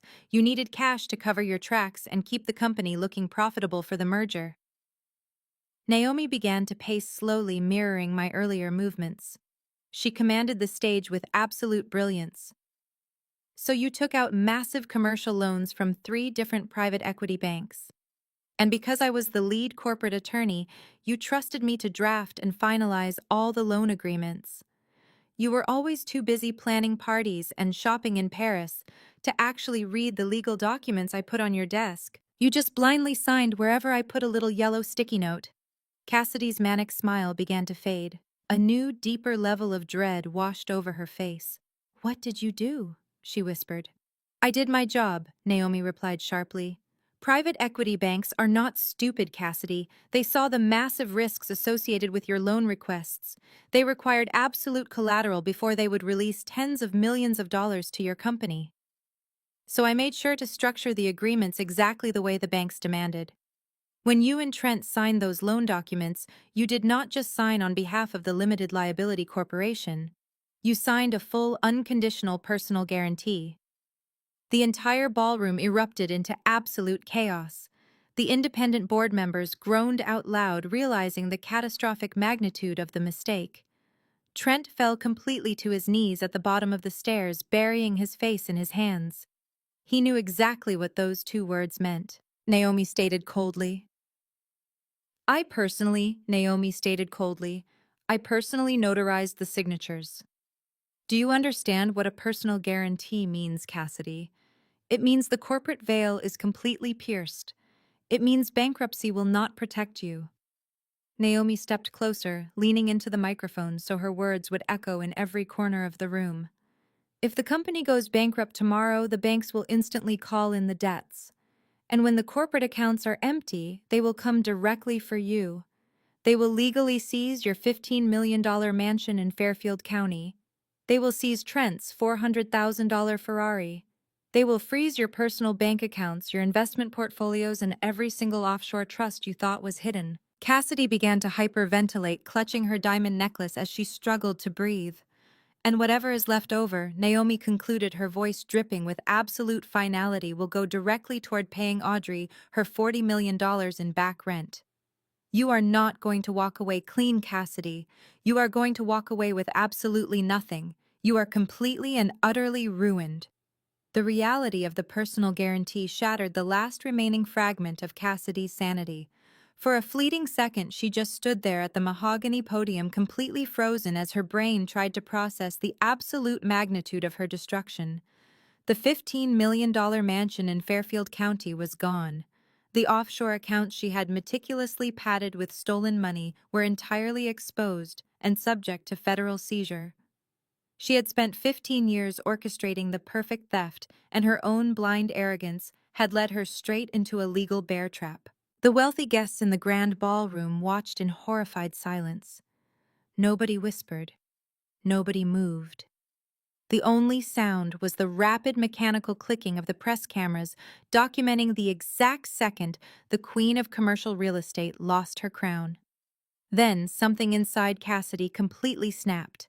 The polished, elegant facade she had maintained for over a decade violently disintegrated. She let out a guttural, feral scream that echoed terribly over the massive hotel speakers. It was a sound of pure, unadulterated madness. She completely abandoned the podium, throwing herself forward across the polished wood of the stage. Her manicured hands curled into claws as she lunged directly toward my throat. I did not take a single step backward. I did not flinch or raise my hands to defend myself. I knew I did not have to. Before Cassidy could even close half the distance between us, the towering security guards who had refused her orders just minutes ago finally sprang into action. Two massive men in dark suits intercepted her mid-stride. They grabbed her arms and violently wrestled her back away from me. Cassidy fought them with absolute hysterical strength. She thrashed and kicked her expensive silver designer gown, tearing loudly along the seam. Her perfectly styled hair fell into a wild, tangled mess across her face.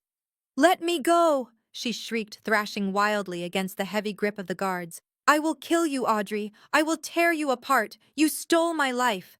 I looked at her struggling helplessly on the stage floor, her expensive diamonds scratching against the wood. "I did not steal anything, Cassidy," I said, my voice perfectly calm and level. "I just reclaimed what you took from me.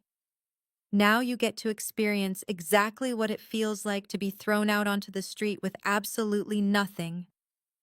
The guards hauled her to her feet, ignoring her frantic screaming, and began dragging her forcefully toward the service exit at the back of the stage. The cameras flashed relentlessly, capturing every humiliating angle of her pathetic departure.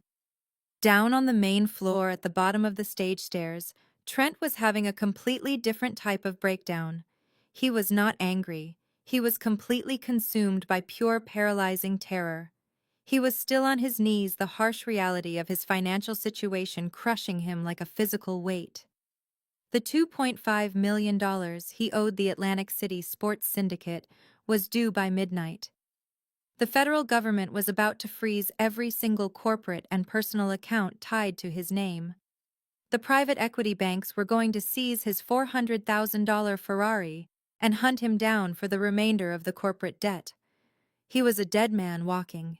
He had absolutely nowhere to run and nobody left to manipulate. His frantic bloodshot eyes darted around the room until they finally landed on Naomi. She was standing at the edge of the stage looking down at him with an expression of cold, indifferent, absolute power. Trent scrambled forward on his knees, his tailored tuxedo pants dragging across the marble floor. He reached up and desperately grabbed the hem of her emerald green dress.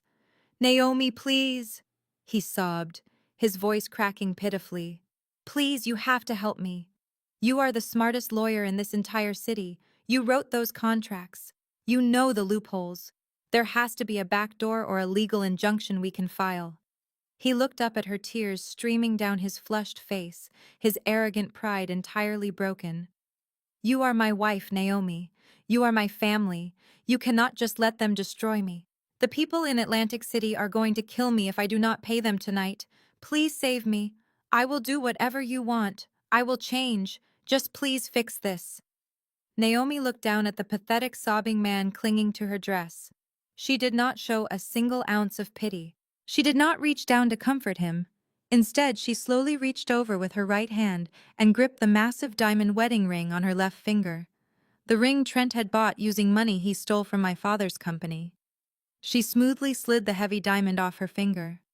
Beside Trent on the floor was the crystal champagne glass he had dropped earlier, miraculously still intact and half full of expensive vintage wine.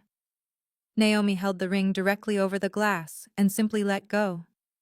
The heavy diamond hit the crystal with a sharp, definitive clink, sinking instantly to the bottom. The heavy diamond settled at the bottom of the crystal champagne glass. The tiny bubbles clung to the pristine metal, creating a stark contrast to the absolute filth of the marriage it used to represent. Trent stared down at the glass, his mouth opening and closing like a suffocating fish. He simply could not process the terrifying finality of the gesture. He reached a trembling hand toward the rim, but stopped short, completely paralyzed by the sheer crushing terror expanding in his chest. Naomi looked down at him, her posture perfectly straight and her expression completely devoid of any sympathy or regret. I filed the divorce papers first thing this morning, Trent, she said, her voice carrying a cold, clinical precision that cut effortlessly through the tense silence of the room. And because you explicitly signed a full financial disclosure agreement when we got married, I had the absolute legal authority to act on your behalf regarding all our shared assets. Trent shook his head, his eyes wide and bloodshot. What are you saying? He choked out, his voice cracking into a pathetic whisper. I am saying that I immediately froze every single joint bank account, investment portfolio, and shared trust fund registered under our names. Naomi explained, pacing slightly but keeping her intense gaze locked directly onto his terrified face. I securely transferred my personal capital into an independent trust that you cannot touch. Then I flagged your recent $2.5 million wire transfer to the Atlantic City Syndicate as highly suspicious fraudulent activity with the Federal Banking Commission. A collective gasp echoed from the wealthy onlookers standing nearby. The independent board members, who were standing just a few feet away, looked at Naomi with a mixture of absolute horror and profound professional respect. They finally realized this woman was a brilliant legal mastermind who had meticulously dismantled her abusive husband's life without breaking a single law. As a result of that federal fraud alert, Naomi continued, her tone completely unrelenting. The banks initiated an emergency lockdown on your remaining capital. I checked the balance right before I walked out onto this stage tonight. After the total account freeze and the pending overdraft fees from your reckless spending, you have exactly $12 to your name. $12. The number hit Trent like a physical blow to the stomach. He had grown up in a sprawling $15 million mansion. He drove a $400,000 sports car.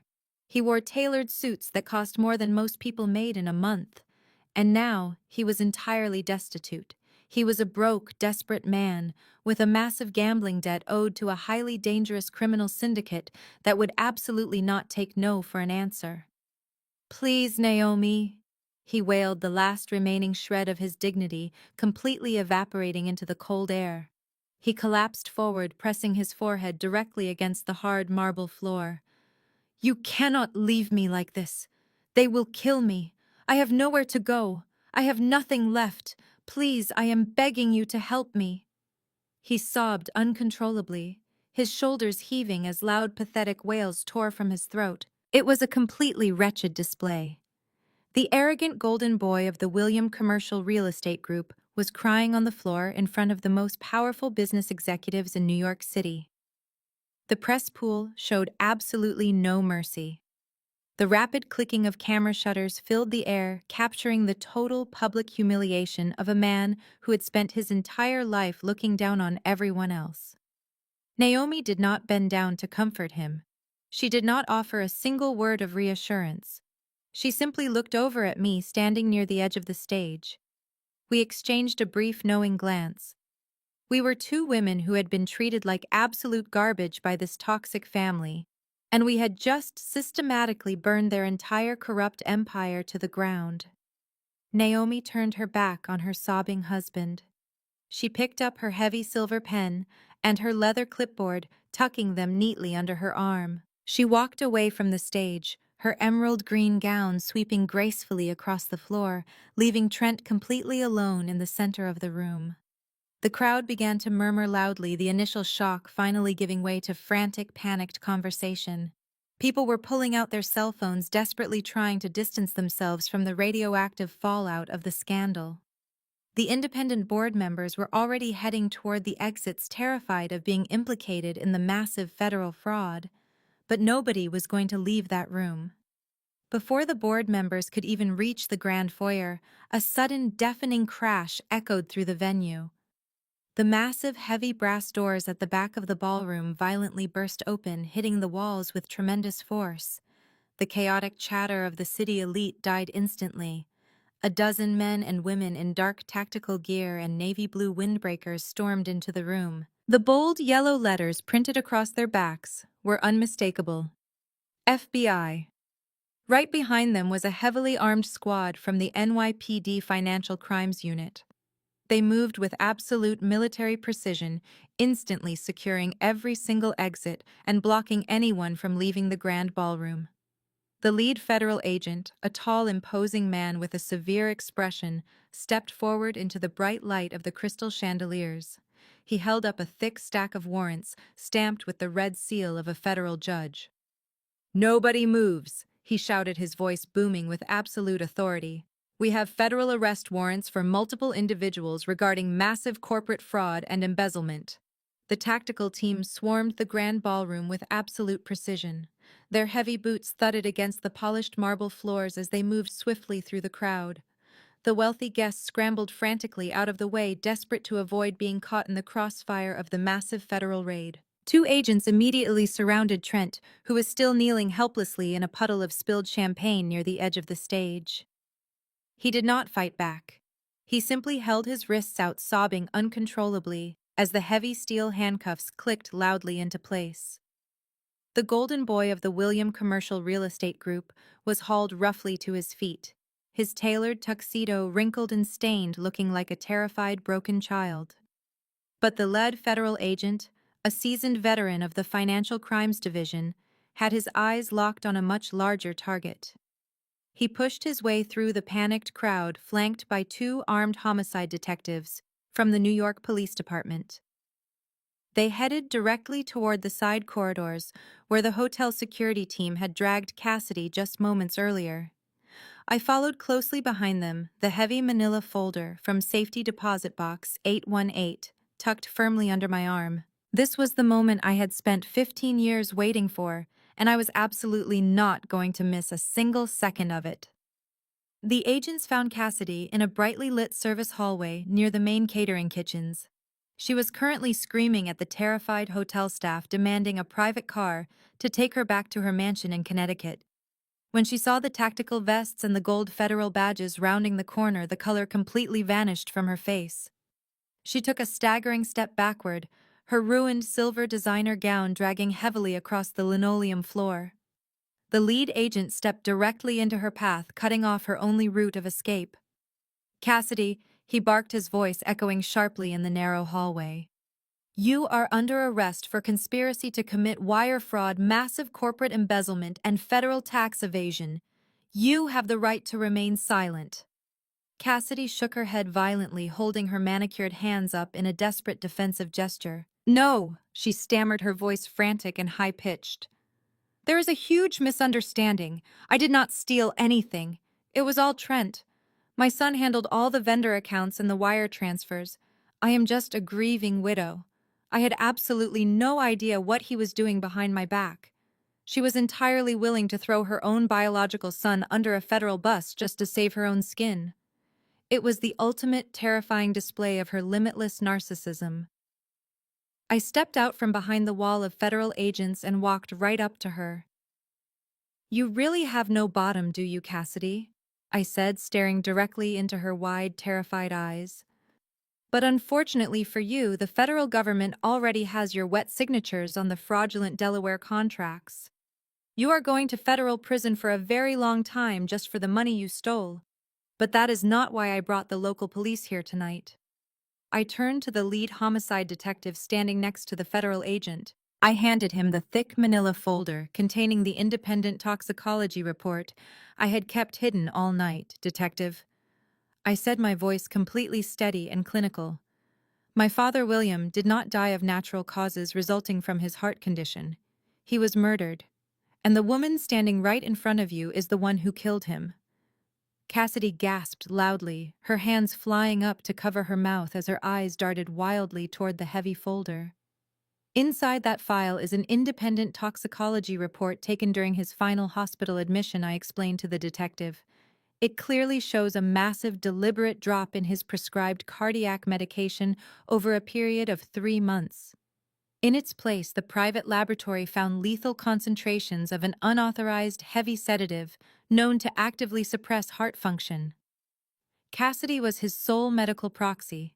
She was the only person with access to his daily pills. She systematically poisoned him so she could take total control of the real estate company before he discovered her massive embezzlement scheme." The detective opened the folder right there in the hallway. He spent a long, tense moment scanning the highlighted medical data and the official laboratory seals. His expression hardened into pure, absolute stone. He closed the folder and looked back up at Cassidy. His eyes held absolutely no mercy. The federal fraud charges were just the beginning. The New York Police Department was now taking primary jurisdiction over a capital homicide investigation. He reached to his thick leather tactical belt and pulled out a heavy pair of steel handcuffs. Cassidy lost whatever fragile grip she still had on reality. She lunged backward wildly, thrashing her arms and kicking her expensive heels against the service carts lining the walls. "You planted that!" She shrieked, thick spit flying from her lips as the detectives forcefully grabbed her wrists. "It is a lie. She is trying to frame me. Let me go!" The heavy steel cuffs clamped down hard around her wrists, locking with a sharp, brutal click that signaled the absolute end of her life. She screamed like a wounded feral animal, her manic shrieks echoing terribly through the entire Plaza Hotel. As the officers dragged her forcefully out the service doors, her perfect facade destroyed forever. The flashing red and blue lights of the police cruisers eventually faded from the tall arched windows of the Plaza Hotel. The chaotic swarm of federal agents, detectives, and panicked billionaires completely dissolved, leaving behind an eerie, heavy silence. The grand ballroom that Cassidy had designed to be the ultimate monument to her own vanity now looked like the aftermath of a war zone.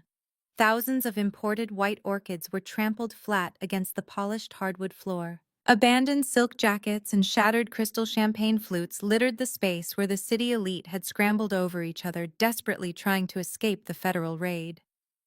I walked slowly back into the massive room, the quiet tap of my heels echoing off the high painted ceilings. I found Naomi standing near the mahogany stage podium, her deep emerald green dress still looking completely immaculate amidst the total ruin. She was looking down at the heavy leather-bound merger contract that had been left behind. The dark ink stain from Cassidy's dropped pen had soaked completely through the thick parchment paper, ruining the fraudulent document forever.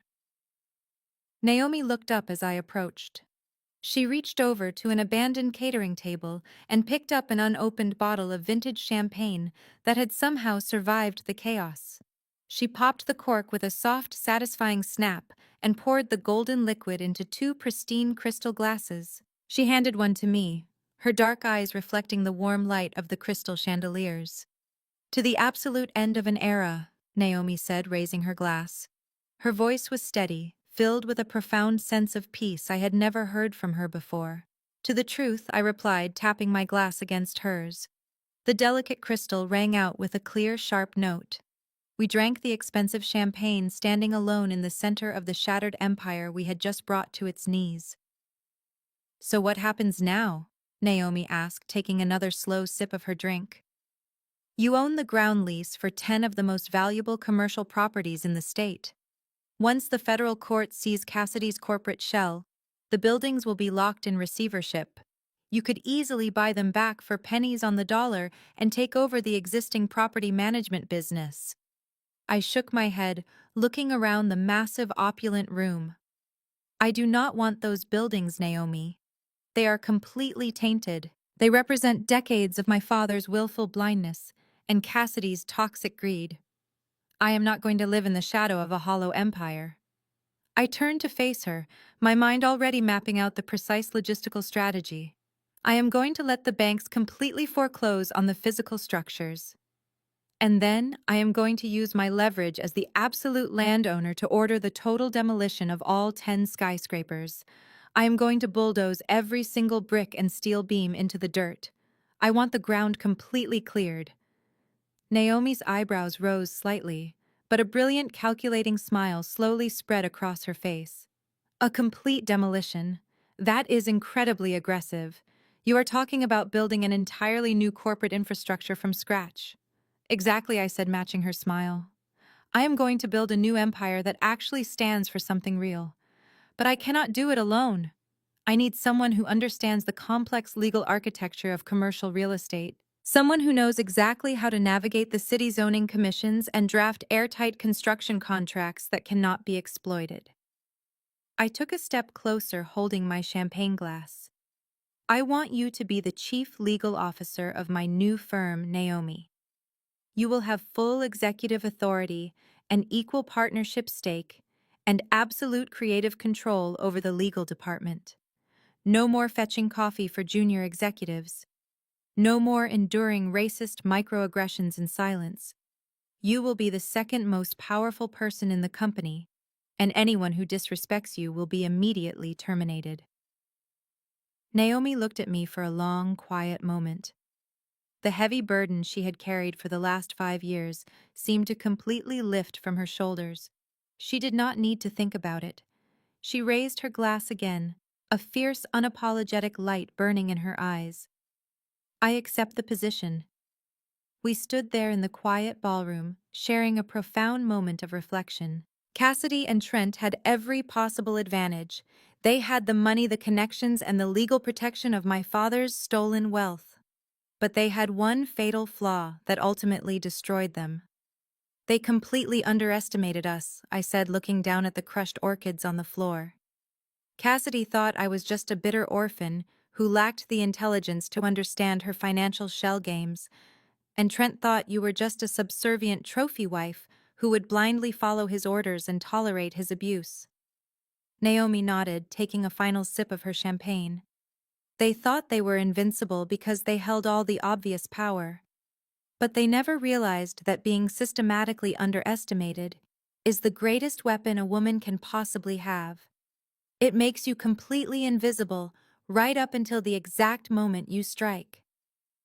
6 months later, the bitter winter winds of New York City had finally given way to a bright, optimistic spring. But the change in seasons offered absolutely no comfort to Trent.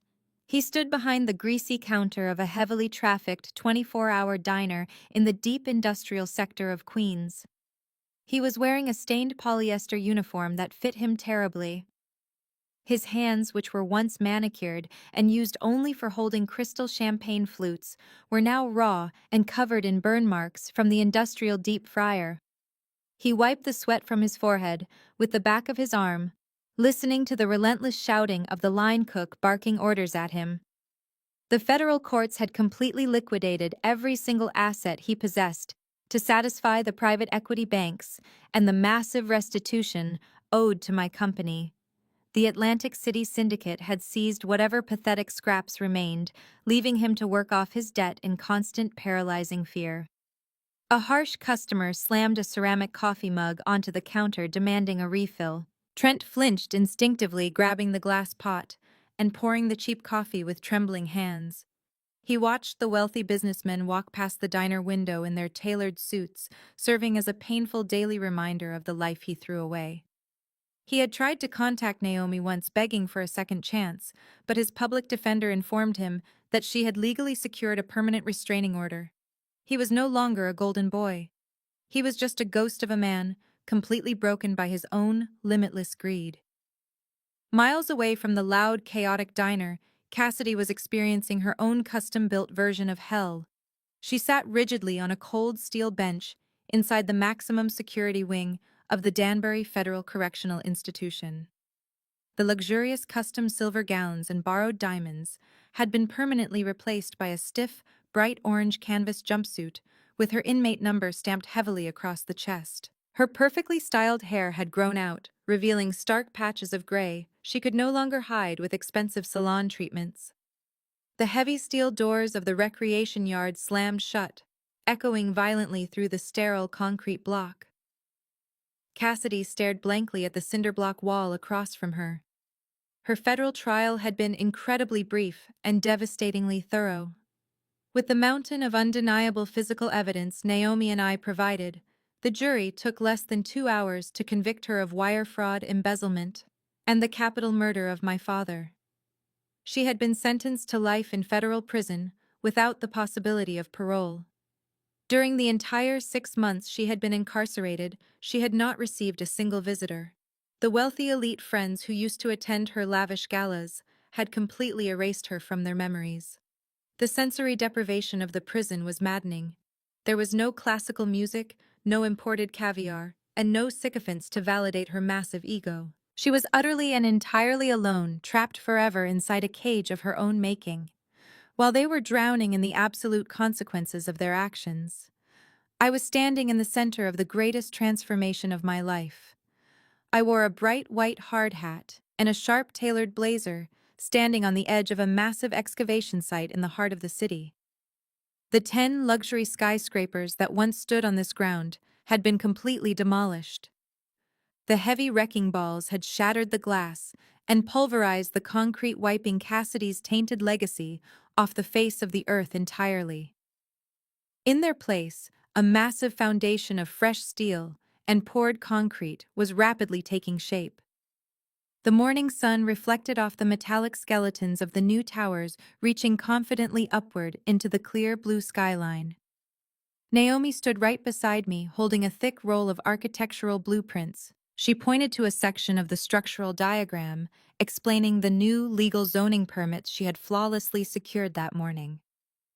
She was thriving in her role as the chief legal officer of our new firm, radiating an absolute commanding confidence that nobody could ever diminish again. This new empire was not built on fraud or manipulation. It was built on a foundation of absolute transparency and relentless hard work. I looked away from the blueprints and turned my gaze upward toward the sprawling Manhattan skyline. The chaotic noise of the heavy construction equipment echoed around us, but my mind was completely clear. I took a deep breath of the crisp morning air, feeling the solid earth beneath my boots. They drove me out to a deserted dirt road 6 months ago and told me I was completely finished. They threw my belongings into the mud and drove away laughing, entirely convinced they had buried me. But they did not understand the fundamental nature of the dirt they left me in. The dirt they left me in was not a grave, it was a foundation. When Cassidy slammed the brakes on that remote Connecticut highway and threw my suitcase into the mud, she thought she was stripping me of my identity. She believed that my worth was somehow inextricably tied to my father's wealth, and without his money backing me, I would simply vanish into obscurity. That is the fundamental flaw of deeply toxic people. They cannot separate their own internal value from the physical things they own, the hollow titles they hold, or the people they can successfully manipulate. Because my stepmother lacked any real substance of her own, she naturally assumed I was just as empty inside. But true power does not come from inheriting a corporate empire or wearing borrowed diamonds to a luxury gala. True power comes from what you can build with your own two hands when everyone else has turned their backs on you. Over the last 15 years, I did not just learn how to track complex offshore accounts and corporate money laundering. I learned how to track human nature. I learned that unearned arrogance always leaves a massive paper trail. Limitless greed always makes catastrophic, careless mistakes. And the people who constantly underestimate you are usually the ones who are the most terrified of what you are actually capable of becoming. If there is one crucial lesson I want you to take away from my story, it is this. When toxic family members try to tear you down, do not ever fight back with tears. Do not engage in their loud, dramatic screaming matches or sink to their level of emotional manipulation. Do not waste your precious energy begging for their approval or trying to prove your fundamental worth to people who are entirely committed to misunderstanding you. Their cruelty is never a genuine reflection of your inadequacy. It is simply a projection of their own deep-seated insecurity and fear. Instead of crying, I chose to calculate. I let them believe they were winning the war. I let Trent strut around in his unpaid luxury sports cars, and I let Cassidy parade her stolen corporate wealth in front of the flashing cameras. I gave them enough rope to completely hang themselves. The most devastating revenge you can ever inflict on a narcissist is to let them build their entire identity on a massive structural lie and then calmly remove the single legal pillar holding it all up. Intelligence, emotional discipline, and absolute patience will always defeat blind arrogance. Naomi and I are living proof of that indisputable fact. We were the women they systematically pushed to the absolute margins of the family, the stepdaughter they maliciously threw away, and the brilliant daughter-in-law they treated like a subservient servant. We were the ones expected to smile politely and take whatever financial or emotional scraps they decided to throw our way. But while they were busy polishing their perfect public image, we were busy studying the exact blueprints of their destruction. We formed a quiet, unbreakable alliance based on mutual respect. And when the time finally came, we did not just break their fragile glass ceiling. We tore down the entire building and legally seized the very ground it stood on. Today, I stand on this massive construction site, not as a victim of my past, but as the sole architect of my future. The cold wind blowing off the river does not bother me anymore. It feels like absolute, undeniable freedom.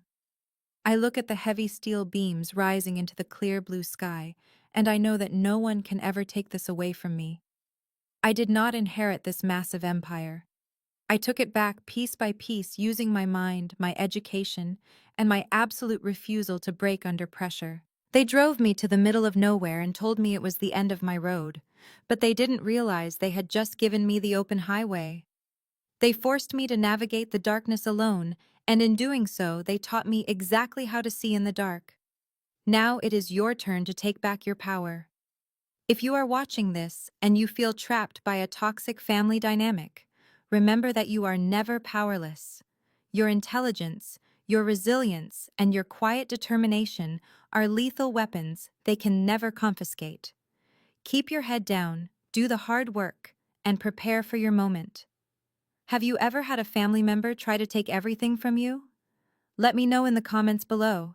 Hit subscribe for more stories of sweet, calculated revenge.